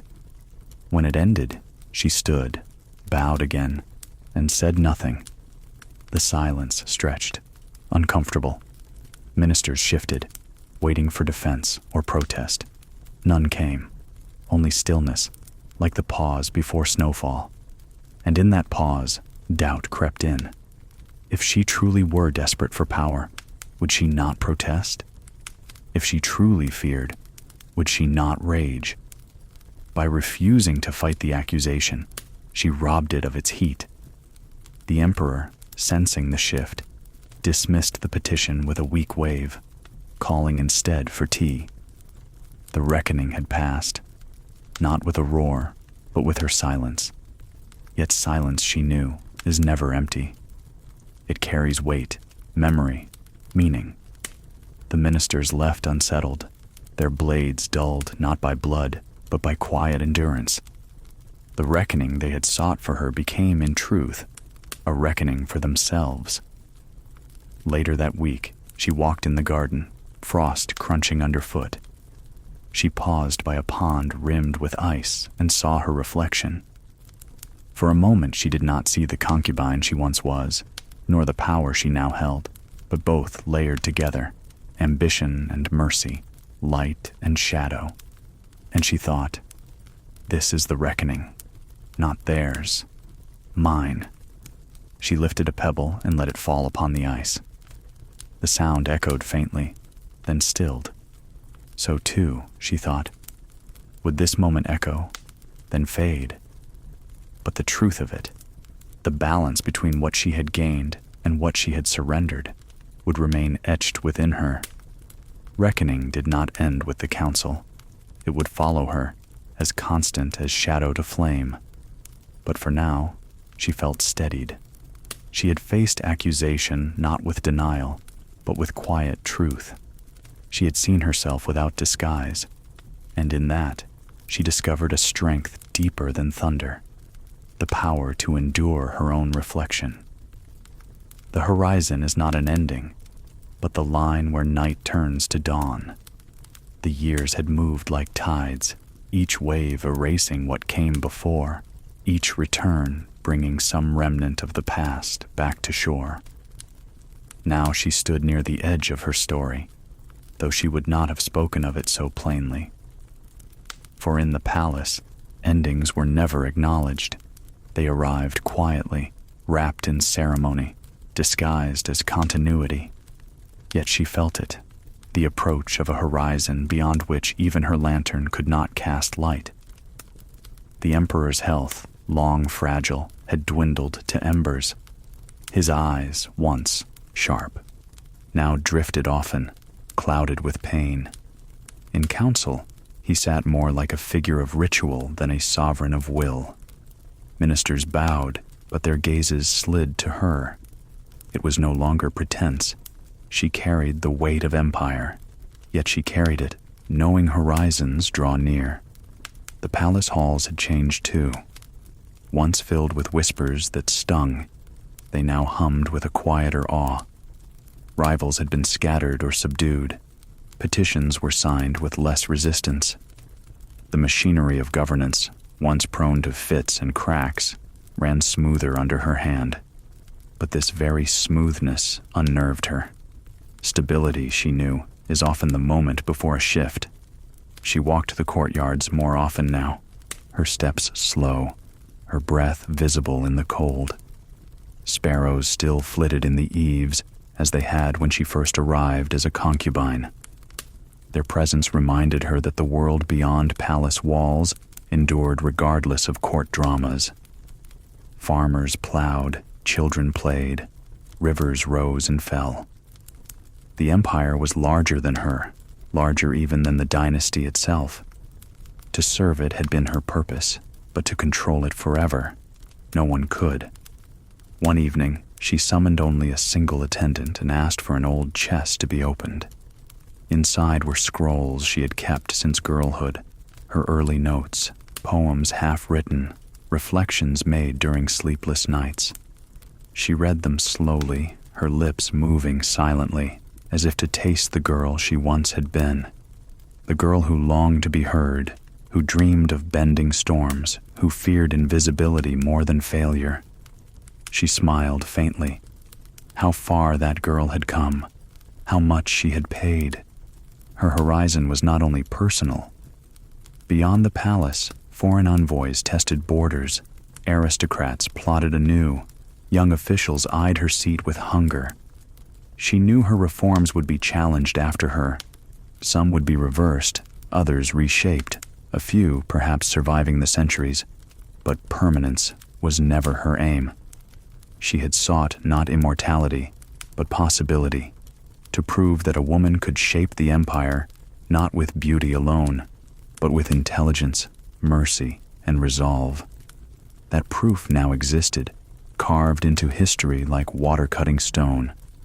The horizon asked something different of her. Release, not surrender, not defeat, but the gentleness of letting go. She could not fight every storm beyond her years. She could only prepare the ground for those who would come. She began to withdraw from some councils, allowing trusted officials to carry her voice. She accepted fewer petitions personally, focusing instead on long reforms that might outlast her presence. Schools, granaries, roads.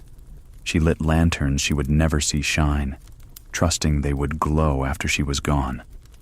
Still, part of her wrestled. Ambition, once her sharpest blade, did not dull easily. There were nights she dreamt of endless reign, of silencing every rival, of ensuring her name stood unshaken for all time. But upon waking, she would hear the sparrows again, or see the frost melt from a stone lantern, and she remembered. Nothing endures untouched. To grasp too tightly was to shatter. To hold with grace was to let horizon come. The last horizon showed itself in moments of profound quiet, when she sat with the emperor, now barely able to speak, holding his frail hand. When she watched servants she had once guided, now guiding others, their steps firm, their voices confident. When she walked into the council chamber and realized that, even if she said nothing, decisions would still lean in the direction she had once set. Influence had become less her act than her shadow. That, too, was horizon. And so she prepared, not with proclamation, but with small gestures. She instructed that libraries be copied, that temples be endowed, that laws be clarified so less could be twisted after her. These were not grand victories. They were lanterns lit along the road, markers for travelers she would never meet. She did not seek applause. She sought continuity, the softest form of legacy. On her final winter in the palace, she stood once more at the garden pond. The water was frozen, a smooth mirror reflecting stars. She thought of all the reflections she had gathered. Lady Anne's warning, May's exhaustion, Shu's rivalry, the Emperor's gaze. Each had shaped her. Each had been lantern or shadow. She bowed lightly to the pond, as if bowing to them all. Then she whispered into the cold air, "The horizon is not an ending. It is a bridge." The words drifted, visible for a heartbeat in her breath, then vanished into night. After so much wind and thunder, she turned to quieter work, planting seeds in the frost. In the months after the last horizon drew near, the palace shifted from the restless clatter of crisis to the steadier music of maintenance. The drums were stored, the banners furled. What remained were ledgers, inkstones, low voices, and the mild creak of wooden doors that had opened and closed for generations. She found comfort in that creak. It meant the machine still turned. Her days arranged themselves into simple rites. Before dawn, a brazier was kindled in her study, its charcoal breathing a small red heart into the dark. She warmed her hands, then reviewed the night's dispatches, river levels, grain prices, the state of mountain roads, petitioners' pleas copied in tidy script. She no longer sprinted from fire to fire. She watched embers, nudged coals, kept warmth moving through long corridors. This was the season of sowing, winter sowing, when seeds are tucked into cold earth so they might find their courage before spring. Policy, like seed, asked for patience. She returned to the examination halls, the plain rooms where young men bent over questions that weighed virtue as much as verse. For years she had pried open those doors, making space for ability to sit beside pedigree. Now she asked for something more homely than brilliance: clarity. "Write so a farmer can follow you," she murmured to the chief examiner. "And a soldier can trust you." Complicated cleverness had toppled more empires than spears. She visited the copy rooms where scribes in coarse robes leaned over bamboo slips and paper scrolls. Lamps floated like small moons above their shoulders. Ink gathered on the tips of their brushes and then traveled down in measured strokes. Characters that would become orders, histories, comfort to the uncertain. She moved between tables without pageantry, asking for margins to be widened, dates to be written in full, proper names to be repeated at the head and foot of each decree. "Leave no room for mischief," she said, tapping a blank space with her nail. "Confusion is a tax the poor always pay first." There were debates, of course. A senior archivist with whiskered eyebrows argued tradition for tradition's sake. "We have kept the scrolls thus for 100 years. Then let us keep them better for the next 100, she answered, and smiled until his own mouth softened. The new template took root: clear headings, practical summaries at the close, seals pressed cleanly so even a distant village clerk would see where authority lay. Food remained the oldest truth.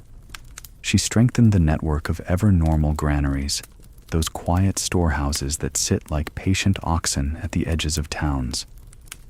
Inspectors now recorded not only full jars, but roads to reach them after rains, kindness or cruelty shown by local stewards, how often the locks were opened for widows without coin.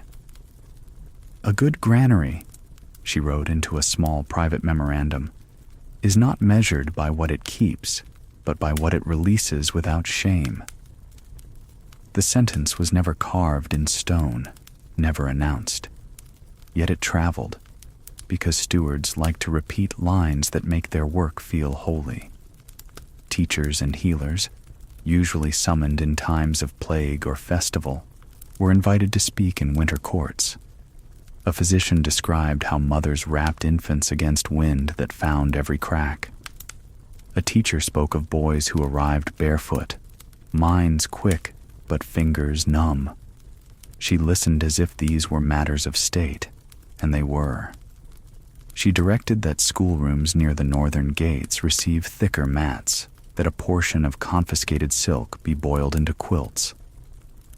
"What we take from vanity," she said, "let us give to tenderness."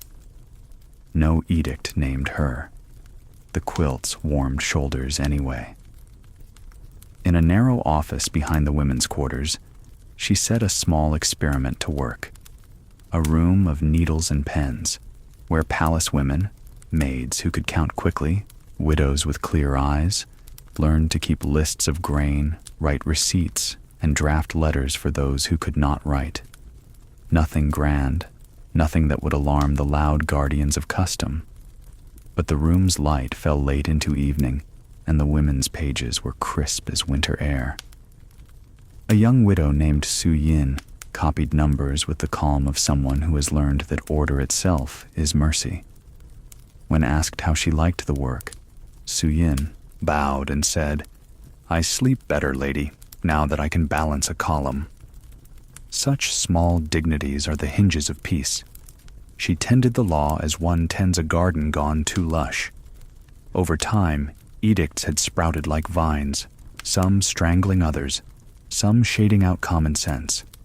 With a circle of patient jurists, she began a winter pruning. Redundant penalties were trimmed. A list of simple appeals was sketched for people who lived too far to travel.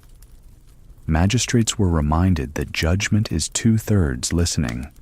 She would not have it said that law was a thicket where only the wealthy could find the path. "Make the gate visible," she told them, "and the steps low." The emperor, when strong enough, joined her for short counsels.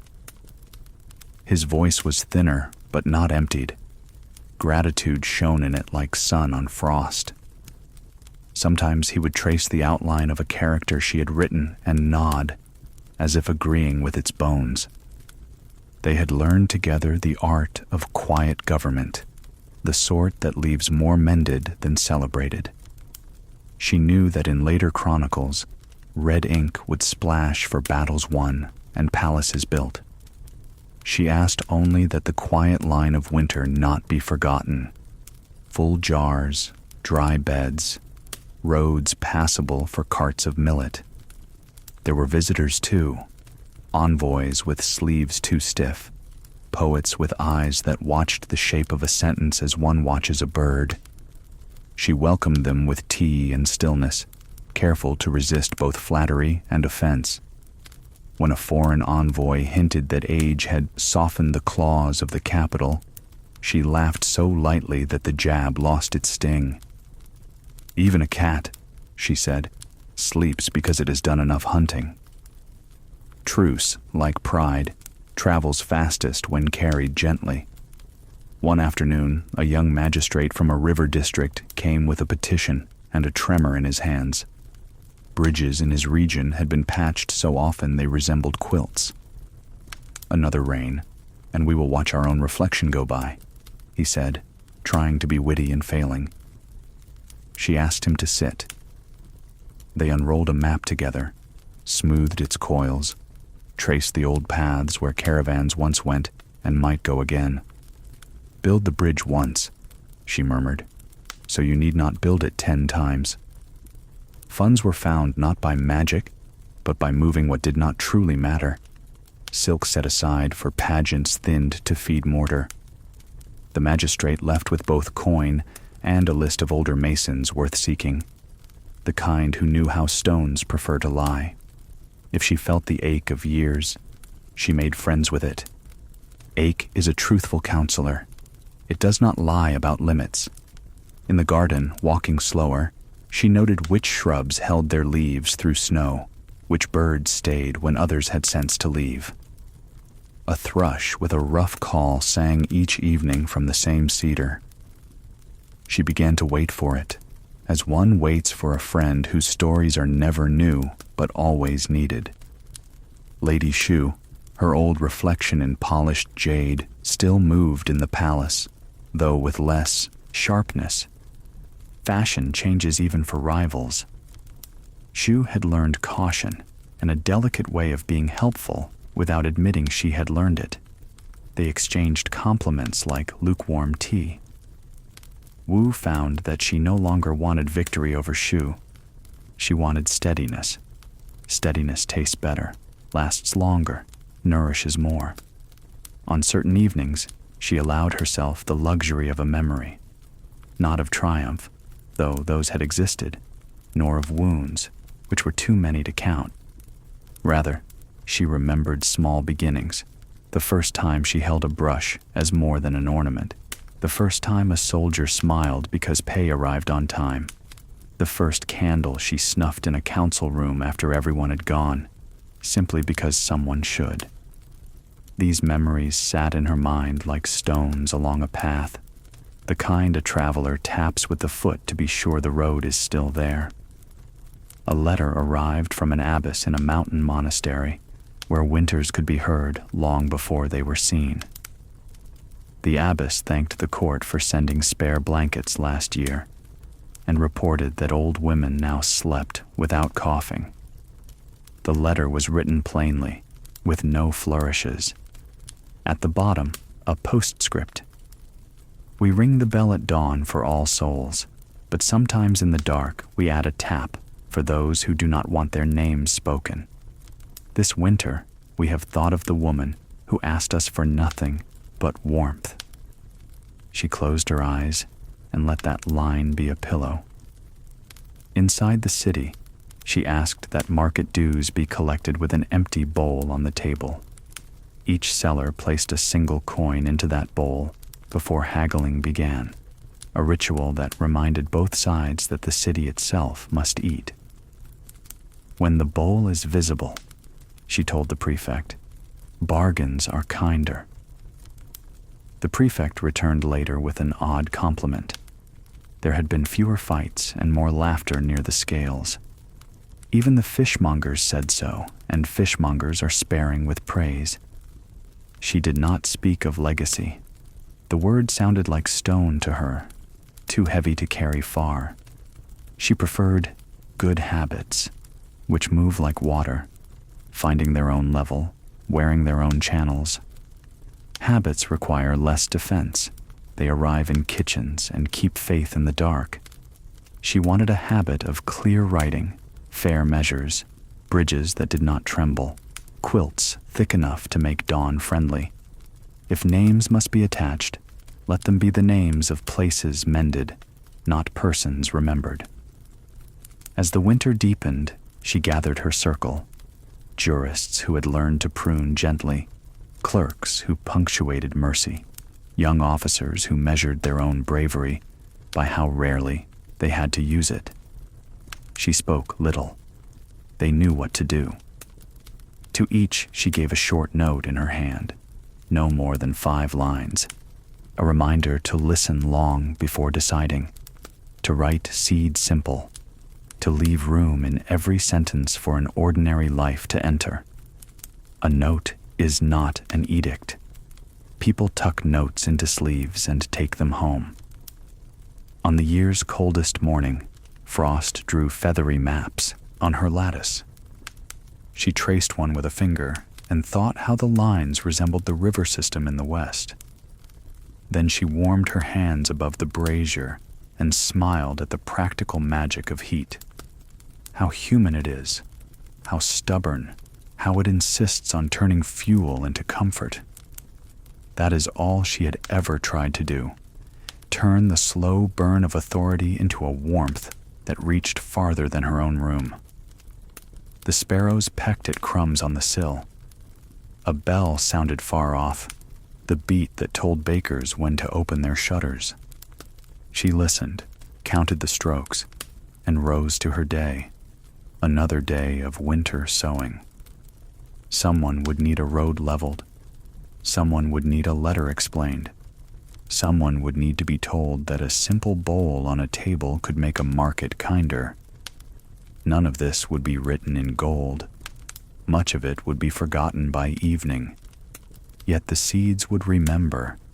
Seeds keep the shape of the hands that place them, even when those hands are gone. A river does not shout. It moves, and in moving, it shapes the land. The empire, like a river, had always depended on flow. Water carried grain, merchants, letters, soldiers, and water, if neglected, carried ruin just as swiftly. Wu knew this better than most. She had watched floods lift away villages like leaves and drought crack fields until the ground itself seemed to beg.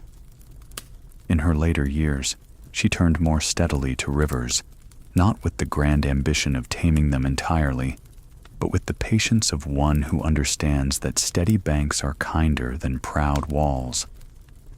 Reports reached her desk like ripples. Ferrymen delayed, barges grounded, bridges leaning with age. The old canals, those veins carved by past dynasties, needed not only repair, but care. One evening, lanterns burning low, she bent over a map of waterways so wide it covered her table. Blue lines wove like threads through parchment, fragile yet commanding. She touched the path of the Grand Canal, imagining the hands that had dug it centuries before, hands blistered and unseen, and the thousands of bowls it had filled since. She did not summon generals for this work, but farmers and builders, those whose eyes could tell by a shade of mud whether a levee would hold. In a winter court, she asked them to speak plainly, and they did. Where soil slumped, where reeds grew too thick, where barges stuck like stubborn oxen. No scroll could match the knowledge of a ferryman's scarred palm laid flat on a table. She listened, nodding, and made notes in her own small script. Ministers shuffled, unused to such voices in imperial chambers, but she steadied them with a glance. From these talks came a program that was more patient than dramatic. Rather than ordering a single vast project, she asked for small teams to move steadily along the waterways, clearing reeds, shoring banks, mending footbridges, planting willows whose roots would clutch soil more faithfully than stone. It was a quiet reform, almost invisible, yet it stitched the empire together more tightly than edicts or armies. Boats arrived with fewer delays. Villages flooded less often. Rice reached markets before rot. She visited the river herself one cool spring morning. The air smelled of wet clay and early blossoms. A line of children watched from the bank, their laughter darting like minnows. The workers bowed, mud streaking their brows, and she returned the bow with a depth that startled them. "You are keeping the empire alive," she said. No trumpet announced it, but in their shoulders she saw pride settle like sunlight. Back in the palace, she pressed for records, measured reports not of taxes collected, but of bridges kept safe and ferries arriving on time. The clerks groaned at first, their hands cramped from writing, but soon they found a rhythm. To measure peace is harder than to measure war, yet she insisted it be done. "Count the crossings," she wrote, "and you will count trust." There was resistance, as always. Some aristocrats scoffed at her attention to mud and reeds. One old noble muttered, "An empress with her hands in the river is no empress at all." The words reached her, carried by a nervous attendant. She only smiled faintly. Then let the river itself answer him. And in time, when his own estates were spared by a new levy, the noble sent a discreet gift of wine, apology hidden in its seal. The canals became not just conduits but symbols. Poets began to write of them, verses about barges gliding like swans, about farmers leaning on hoes to watch their reflections in calmer waters. The poems spread, sung in tea shops and markets. She did not order them, but she allowed them, knowing that stories often travel where laws cannot. At night, she thought of rivers beyond China, those mentioned by envoys, the Ganges, the Mekong, the Oxus. She wondered if women in far lands also leaned over maps, worrying about currents, or if their voices were still hushed. The thought gave her both sorrow and a strange comfort. Sorrow that so many were silent. Comfort that, in her time, her river spoke. Her own body mirrored the river's now. Age had slowed her blood, made her breath more tidal. She paced herself, pausing between meetings, sipping warm broth by windows that looked over palace ponds. Those ponds, too, needed tending. Lotus stems grew wild unless trimmed. Fish sickened unless water was stirred. She saw in them the miniature of her empire. Even stillness required care. One afternoon, Lady Shu came again, hair whiter, eyes softer. They walked the garden paths where water channels glistened. Shu admitted with a half-smile that she had once thought Wu foolish for caring about canals when grander matters clamored. "But I have crossed a bridge this spring that no longer shakes," Shu said. "Perhaps foolishness feeds more bulls than wisdom." Wu laughed gently, the laugh of two old women who no longer needed daggers in their words. The work continued, not heroic, not glorious, but vital. In letters from the provinces, governors now noted with pride how many barges reached market without sinking, how villages stayed dry even in storms. These reports did not make headlines in the chronicles, yet they warmed her more than records of conquest. Grain arriving safe meant fewer orphans, fewer debts, fewer families selling daughters to survive. Such victories had no statues, but they lasted. In the evenings, she sometimes listened to the river outside the city walls. its murmur folded into the rustle of trees, the faint clop of a late cart, the distant call of a night guard. She closed her eyes and let the sound carry her back to childhood, when rivers had seemed endless roads she might never walk. Now she had walked them in another way, not with feet, but with laws, hands, habits. And they had answered her with their steady flow. Lanterns do not push away night. They simply remind it that light still belongs here. The palace had grown quieter with each passing year. Not silent. The shuffle of sandals, the murmur of scribes, the cough of a guard on night duty still lingered. But quieter, as though the whole city had learned to move more softly around its empress. She herself had slowed, not with reluctance but with acceptance. Where once she strode through corridors like a wind, now she drifted like a lantern, steady, glowing, and unhurried. She began to think often of memory, not as glory to be carved in stone, but as lanterns lit along a winding road. She did not desire monuments or statues. She wished for lamps that cast a calm glow over lives too easily overlooked.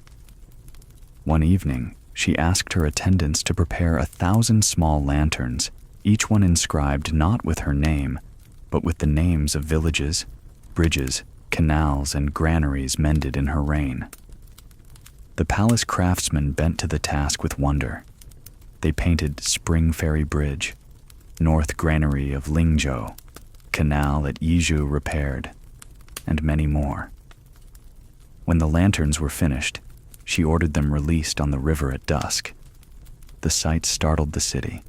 1,000 glowing lights drifting downstream, each bearing not a conqueror's boast, but a simple reminder of daily mercies.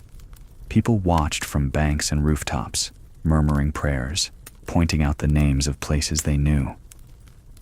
Children clapped, convinced the river itself had grown stars. To her council, she explained, "Let memory be placed where it belongs, in the hands of the people who walk these roads, drink from these wells, rest beneath these roofs. If they remember warmth, that is enough. Yet memory has many faces, not all gentle." Older officials still whispered of her rise, how ruthless she had been, how sharp her stratagems. She did not deny it. "Lanterns burn because wood is cut," she once told Lady Shu, who visited with a thin shawl and thicker questions. Shu sighed, then nodded. They both knew the cost of survival in a court that forgave neither hesitation nor softness. Memory could sting, but it could also clarify. She kept her own private lanterns, written not on paper, but in mind. The first time she held the emperor's hand during council, his palm trembling, yet trusting. The smile of a clerk when promoted for skill instead of pedigree. The laughter of a widow in the grain room class when she balanced a column of figures without error. These moments flickered behind her eyes in the quiet hours, warming her like embers even when the night was cold. She had lanterns too, for sorrow. The faces of those who had stood against her and been broken by it. The courtyards where whispers turned into daggers. The tears of those who had begged and been denied. She did not hide these lanterns from herself. To forget them would be to tell a false story. She carried them gently, acknowledging their glow as well. A rain without shadows, she thought, is no rain at all. Her attendants noticed she spoke more softly these days, as if unwilling to startle the fragile flame of memory. She often asked them to bring her to the archives, where she walked slowly among shelves of bamboo slips and paper scrolls. Dust rose, but she welcomed it. Dust itself was memory, the quiet witness of years. She instructed that older scrolls be copied, not for vanity, but for safety. "A lantern," she said, "is easily blown out. But 1,000 lanterns, each lit from the same flame, can survive the wind." One night, as the moon rode high, she allowed herself a rare indulgence, to walk incognito among the city streets. Cloaked, escorted only by 2 silent guards, she moved through markets where lanterns swung above food stalls and laughter thickened the air. No one knew her face. She was only another old woman pausing to watch a puppet play or to sip warm broth from a wooden bowl. But she listened. She heard merchants speak of prices fairer than years before, farmers boasting of bridges that no longer washed away, children chanting rhymes about canals that carried rice like mother's arms. She returned to the palace with broth still warming her lips, her eyes glistening not with pride, but with relief. Memory was alive in the city, not as ceremony, but as lived truth. She had asked for no songs, yet songs had grown. Still, she worried. Memory fades after all. Generations forget. She could not prevent it. But she could plant habits strong enough to remain when names are lost. Clear writing, fair measures, steady canals, schools with mats thick enough to keep cold from the bones. These might last even if no one recalled the woman who insisted upon them. That thought soothed her more than any dream of immortality. In the twilight of her reign, she asked for one final decree, that on the winter solstice, lanterns be lit in every provincial capital, not to honor her, but to honor the work of hands. Each lantern would carry the name of a trade: farmer, weaver, soldier, clerk, ferryman, teacher. The first year, the light spread across the empire like a new constellation. Villagers spoke of it for weeks, not as imperial ritual, but as a festival of themselves. She smiled when told, for that was her truest hope, that memory might belong to many, not to one. When the road grows dim, one writes letters and trusts the morning to find them. In her final seasons, she discovered a gentler kind of work than decrees and councils. It was the work of leaving notes in places where weary eyes would one day land. Not manifestos, those swell like rivers and then recede, but small letters, each addressed to a task, a tool, a future hand. She wrote them at a low desk by a window that looked east, where the sky lightened early and sparrows rehearsed dawn before anyone else believed in it. The first letters were for those who would sit where she had sat, though she did not presume to choose them. Succession, she knew, was a brittle bridge. Names carved into it too early could split the beams, so she wrote to the seat rather than the sitter. To the one who must listen before deciding, the first line began. Begin with a day of silence. Let petitions pile like leaves. Touch them, do not open them. Walk the yards, hear the kitchens. Ask the gatekeepers what worried faces they saw before dawn. Then return and read. The words will sit differently in your hands. She sealed that note with wax the color of red clay and placed it beneath the blotter rock, a stone she had lifted each morning for years, the way a farmer tests the weight of weather. Whoever lifted it next would find the letter. She smiled at the thought. Governance, like warmth, travels best hand to hand. Other letters followed. A short page for the examiners. Praise clear thinking more than clever phrasing.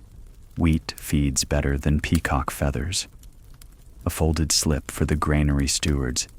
Count not only sacks but footsteps. Who comes most often and why? The story of a storehouse is written in the soles, a neat square for road builders. Wherever you can choose between height and kindness, choose kindness. A steep road humbles the weak. She had learned that advice must be shaped like the task it hopes to guide. Otherwise it rattles loose and falls away. For the canal crews, she used words that tasted of silt and rope. For the archivists, she chose sentences that nested inside one another like boxes.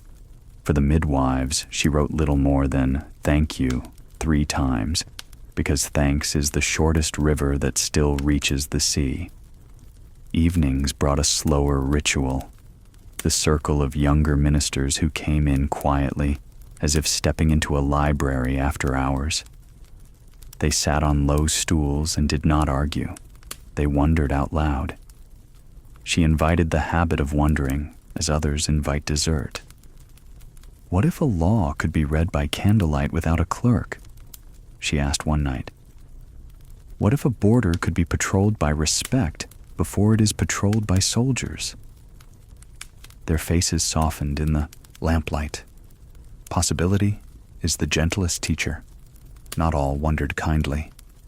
A sharp-tongued counselor, bright as a blade, as young blades often are, asked whether mercy did not simply invite disobedience. She answered without heat, mercy invites memory. People remember who spared them long after they forget who struck. The young man bowed. Whether he agreed or not, she could not tell. Seeds do not announce their germination. Her letters drifted beyond court. A page reached a monastery in the mountains, advice on how to shelter travelers without encouraging mischief. Offer warmth before questions. People held by cold will say anything. Another found the hands of a weary city midwife. If you must choose between soothing a cry and answering a magistrate's bell, soothe the cry. The magistrate can wait. The infant cannot. She took care that no letter carried her seal. Good sense should not depend on pedigree. There was a harder letter to write, the one that admits to the costs of rule. She waited until a night of clear stars and then composed it slowly, as if shuffling memory itself. To the one who opens the door after me, she began. You will be praised for things you did not do and blamed for things you could not stop. What matters is the middle harvest, the one no chronicler records, a year when hunger dips and illness is caught early, a road holds against rain. Keep those ledgers in your heart. They are the true annals. She sealed it, not with wax, but by slipping it into the hinge of a cabinet she knew would squeak whenever opened. A small bell to call attention to a small truth. In the morning she still walked, though slower, along the east wall, where ivy clung like script nature wrote for itself. There she practiced the art of letting go without dropping what mattered. She asked a trusted minister to take the river reports, all of them, and summarize them into a single paragraph any ferryman could read. He returned with something tidy but dull. She sent him back, saying, "Make it feel like water." The second draft mentioned reeds and thrust, the way current pulls at an oar. She kept that version. Clarity does not forbid poetry. It borrows it to live in longer memory. The city sent her its own letters, less formal, tied with string, edges rubbed soft from hands. A weaver thanked the council for insisting that scales in the market be weighed against a standard bowl. "I do not make more cloth," she wrote, "but I lose less hope." A soldier's mother sent a square of cloth sewn from her son's pay. "He eats," she wrote simply. A teacher enclosed a child's essay comparing bridges to promises. "Both," the child had written in characters a little wobbly, "must hold when it rains." Those pages she kept near, under the blotter stone, so that each morning she lifted gratitude before ink. Lady Shu visited more often now, without ceremony. They sat together by the open lattice, two women who had climbed the same mountain by different paths and now shared the same bench near its windy top. Shu confessed, with a rueful smile, that she too had begun writing letters. "Mine sound like scolding," she said. "I am trying to make them sound like guidance." Wu touched her hand. "Add one sentence of gratitude to every page." "Scolding tires everyone," Shu nodded, as if a knot had loosened. Rivalries, like knots, are often tightened by pride and loosened by age. There were, of course, matters she could not write into letters, private reckonings that belonged to silence. On certain afternoons, she knelt in the small shrine near the inner garden and lit a thin stick of incense. She whispered the names of those she had harmed and those who had harmed her. Smoke rose in simple columns, then bent in a draft she could not see. "Let the smoke find them," she murmured. "Let it carry apology where I cannot." Not all duties in a palace are public.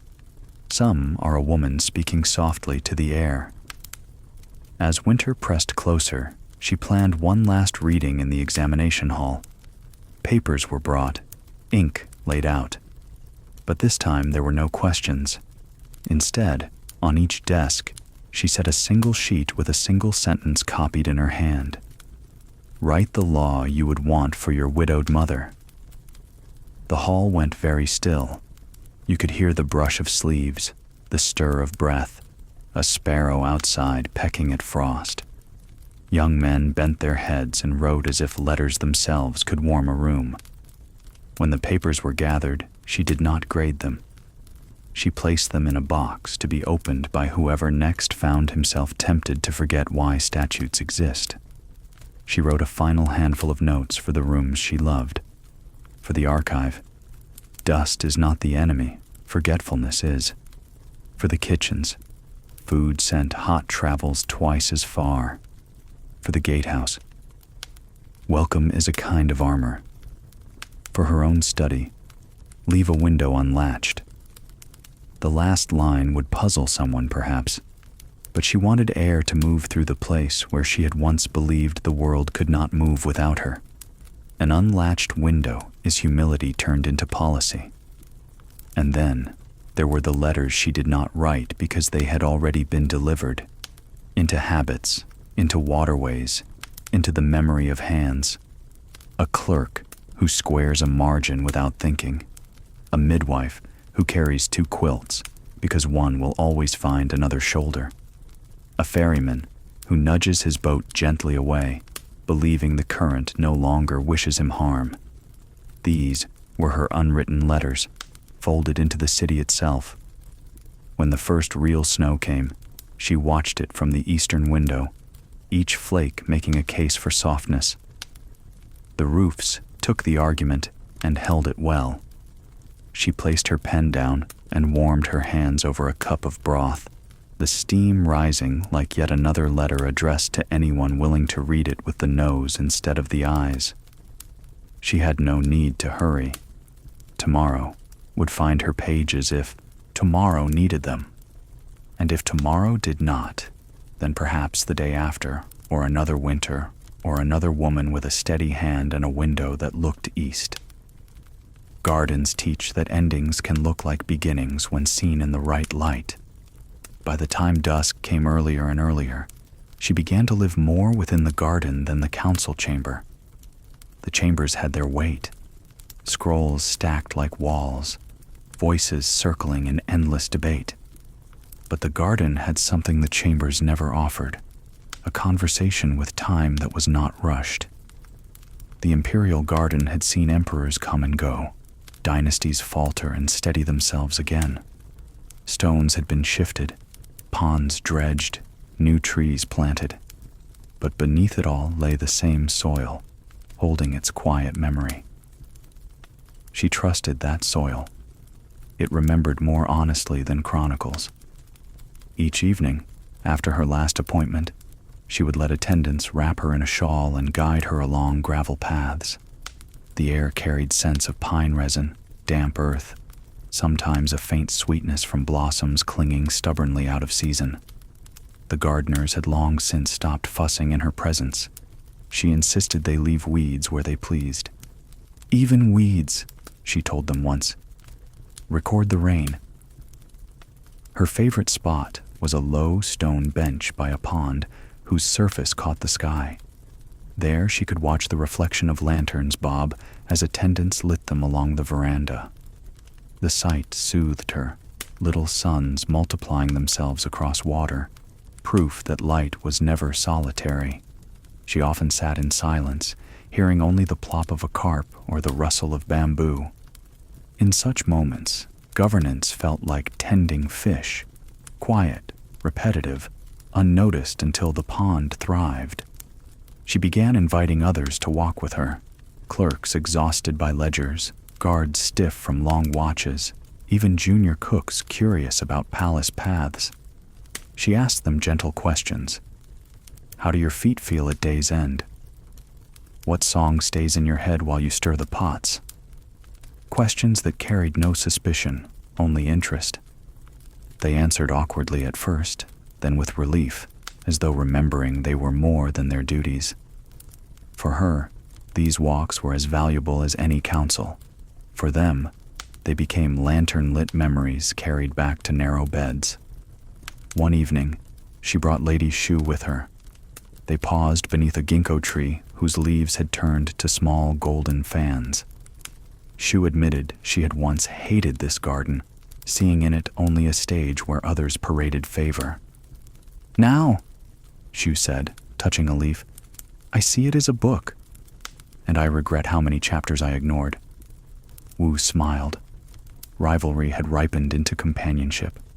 Together they sat, two women who had lived sharp years, watching the pond calm itself into a mirror. As dusk deepened, she often thought of gardens beyond the walls, farmers' patches behind humble homes, temple courtyards where monks bent over herbs, roadside fields where wildflowers defied the dust. A state, she once wrote in a margin of her notes, is a garden too, best tended when weeds and blossoms both are seen for what they give. She had spent decades pruning where necessary, watering where possible, and enduring storms that tore branches despite her care. Now she wanted only to sit and see that something still grew. She kept a small wooden box beside her bench, filled with seeds collected from across the empire. Millet, lotus, barley, even strange beans sent by traders. She liked to run her fingers through them, the way children toy with sand. These, she whispered once to an attendant, are words waiting for soil. The attendant, puzzled, nodded, but later confessed that she too had begun collecting seeds. Gardens teach through imitation. Not all memories in the garden were tranquil. She remembered times when the same paths had echoed with plots whispered behind fans, or when soldiers had marched through during unrest. Yet even those memories softened here. Bamboo that once hid conspirators now held sparrows. A wall where traitors had been bound now carried moss like a green quilt. Time forgave what people could not. On festival nights, when lanterns floated above the city, she sometimes ordered a few released from the garden pond itself. Children of servants laughed to see them wobble over lily pads before catching the breeze. The Empress watched in silence, smiling at the sight. To her, the drifting lanterns were less about wishes than about reminders. All things move on, yet all leave light behind. The physician scolded her gently for staying too long in cool air. She answered that gardens heal in ways their tonics could not. And truly, she felt her breath ease there, her shoulders loosen, her mind grow less entangled. She had once ruled as if the empire's weight could be carried only on her back. Now she knew it lived also in roots and ponds, in gardeners who bowed not to her crown, but to the soil. As twilight bled into night, fireflies appeared, mirroring the lanterns above.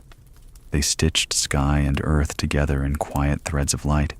She leaned on her cane and thought, this is the truest counsel.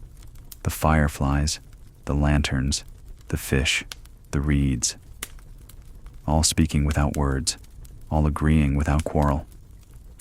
And when she rose at last, walking slowly back to the palace halls, she left behind not decrees, not proclamations, but footprints on gravel soon softened by dew. Tomorrow the garden would hold them, then forget them, as it had forgotten emperors before her. She found the forgetting kind even merciful. Gardens promise that everything passes, but not without beauty.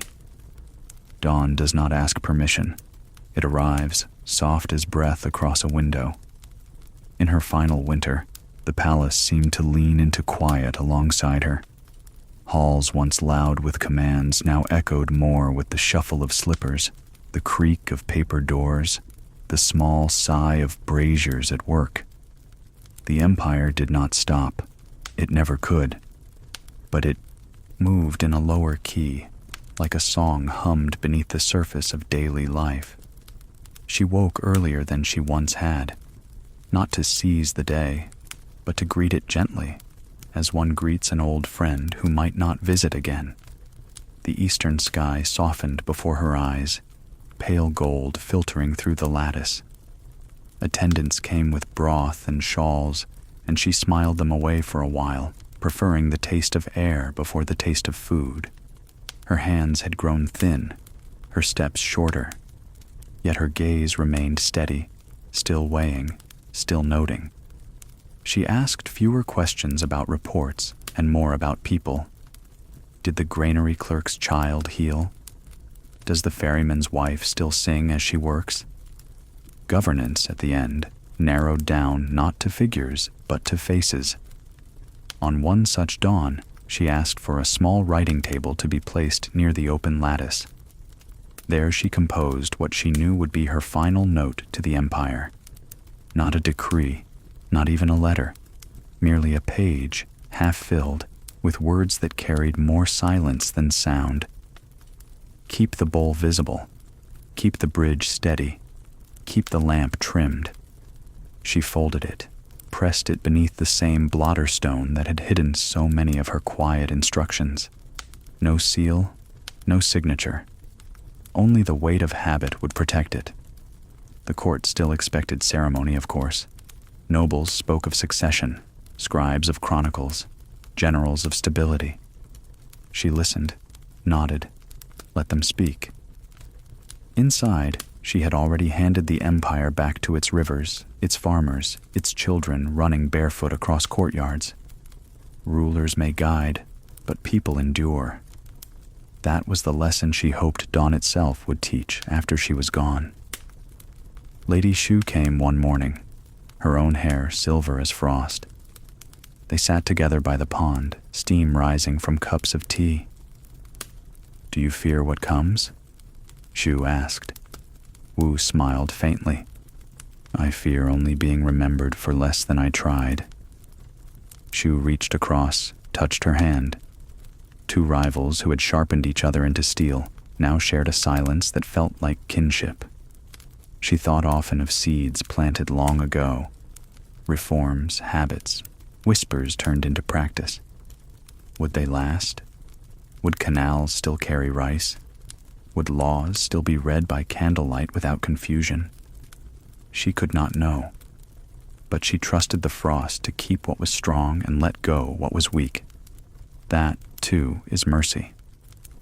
Her last days passed like lanterns drifting, slow, luminous, not hurried by wind.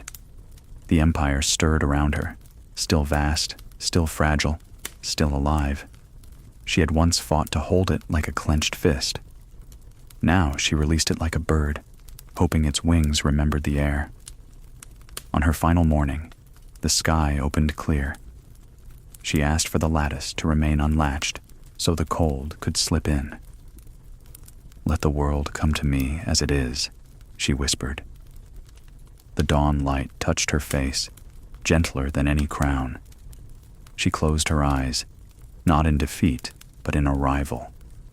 Around her, attendants bowed their heads, and beyond them, the city stretched, awake.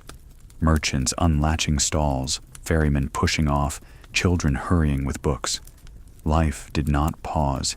It flowed on, exactly as she had wished.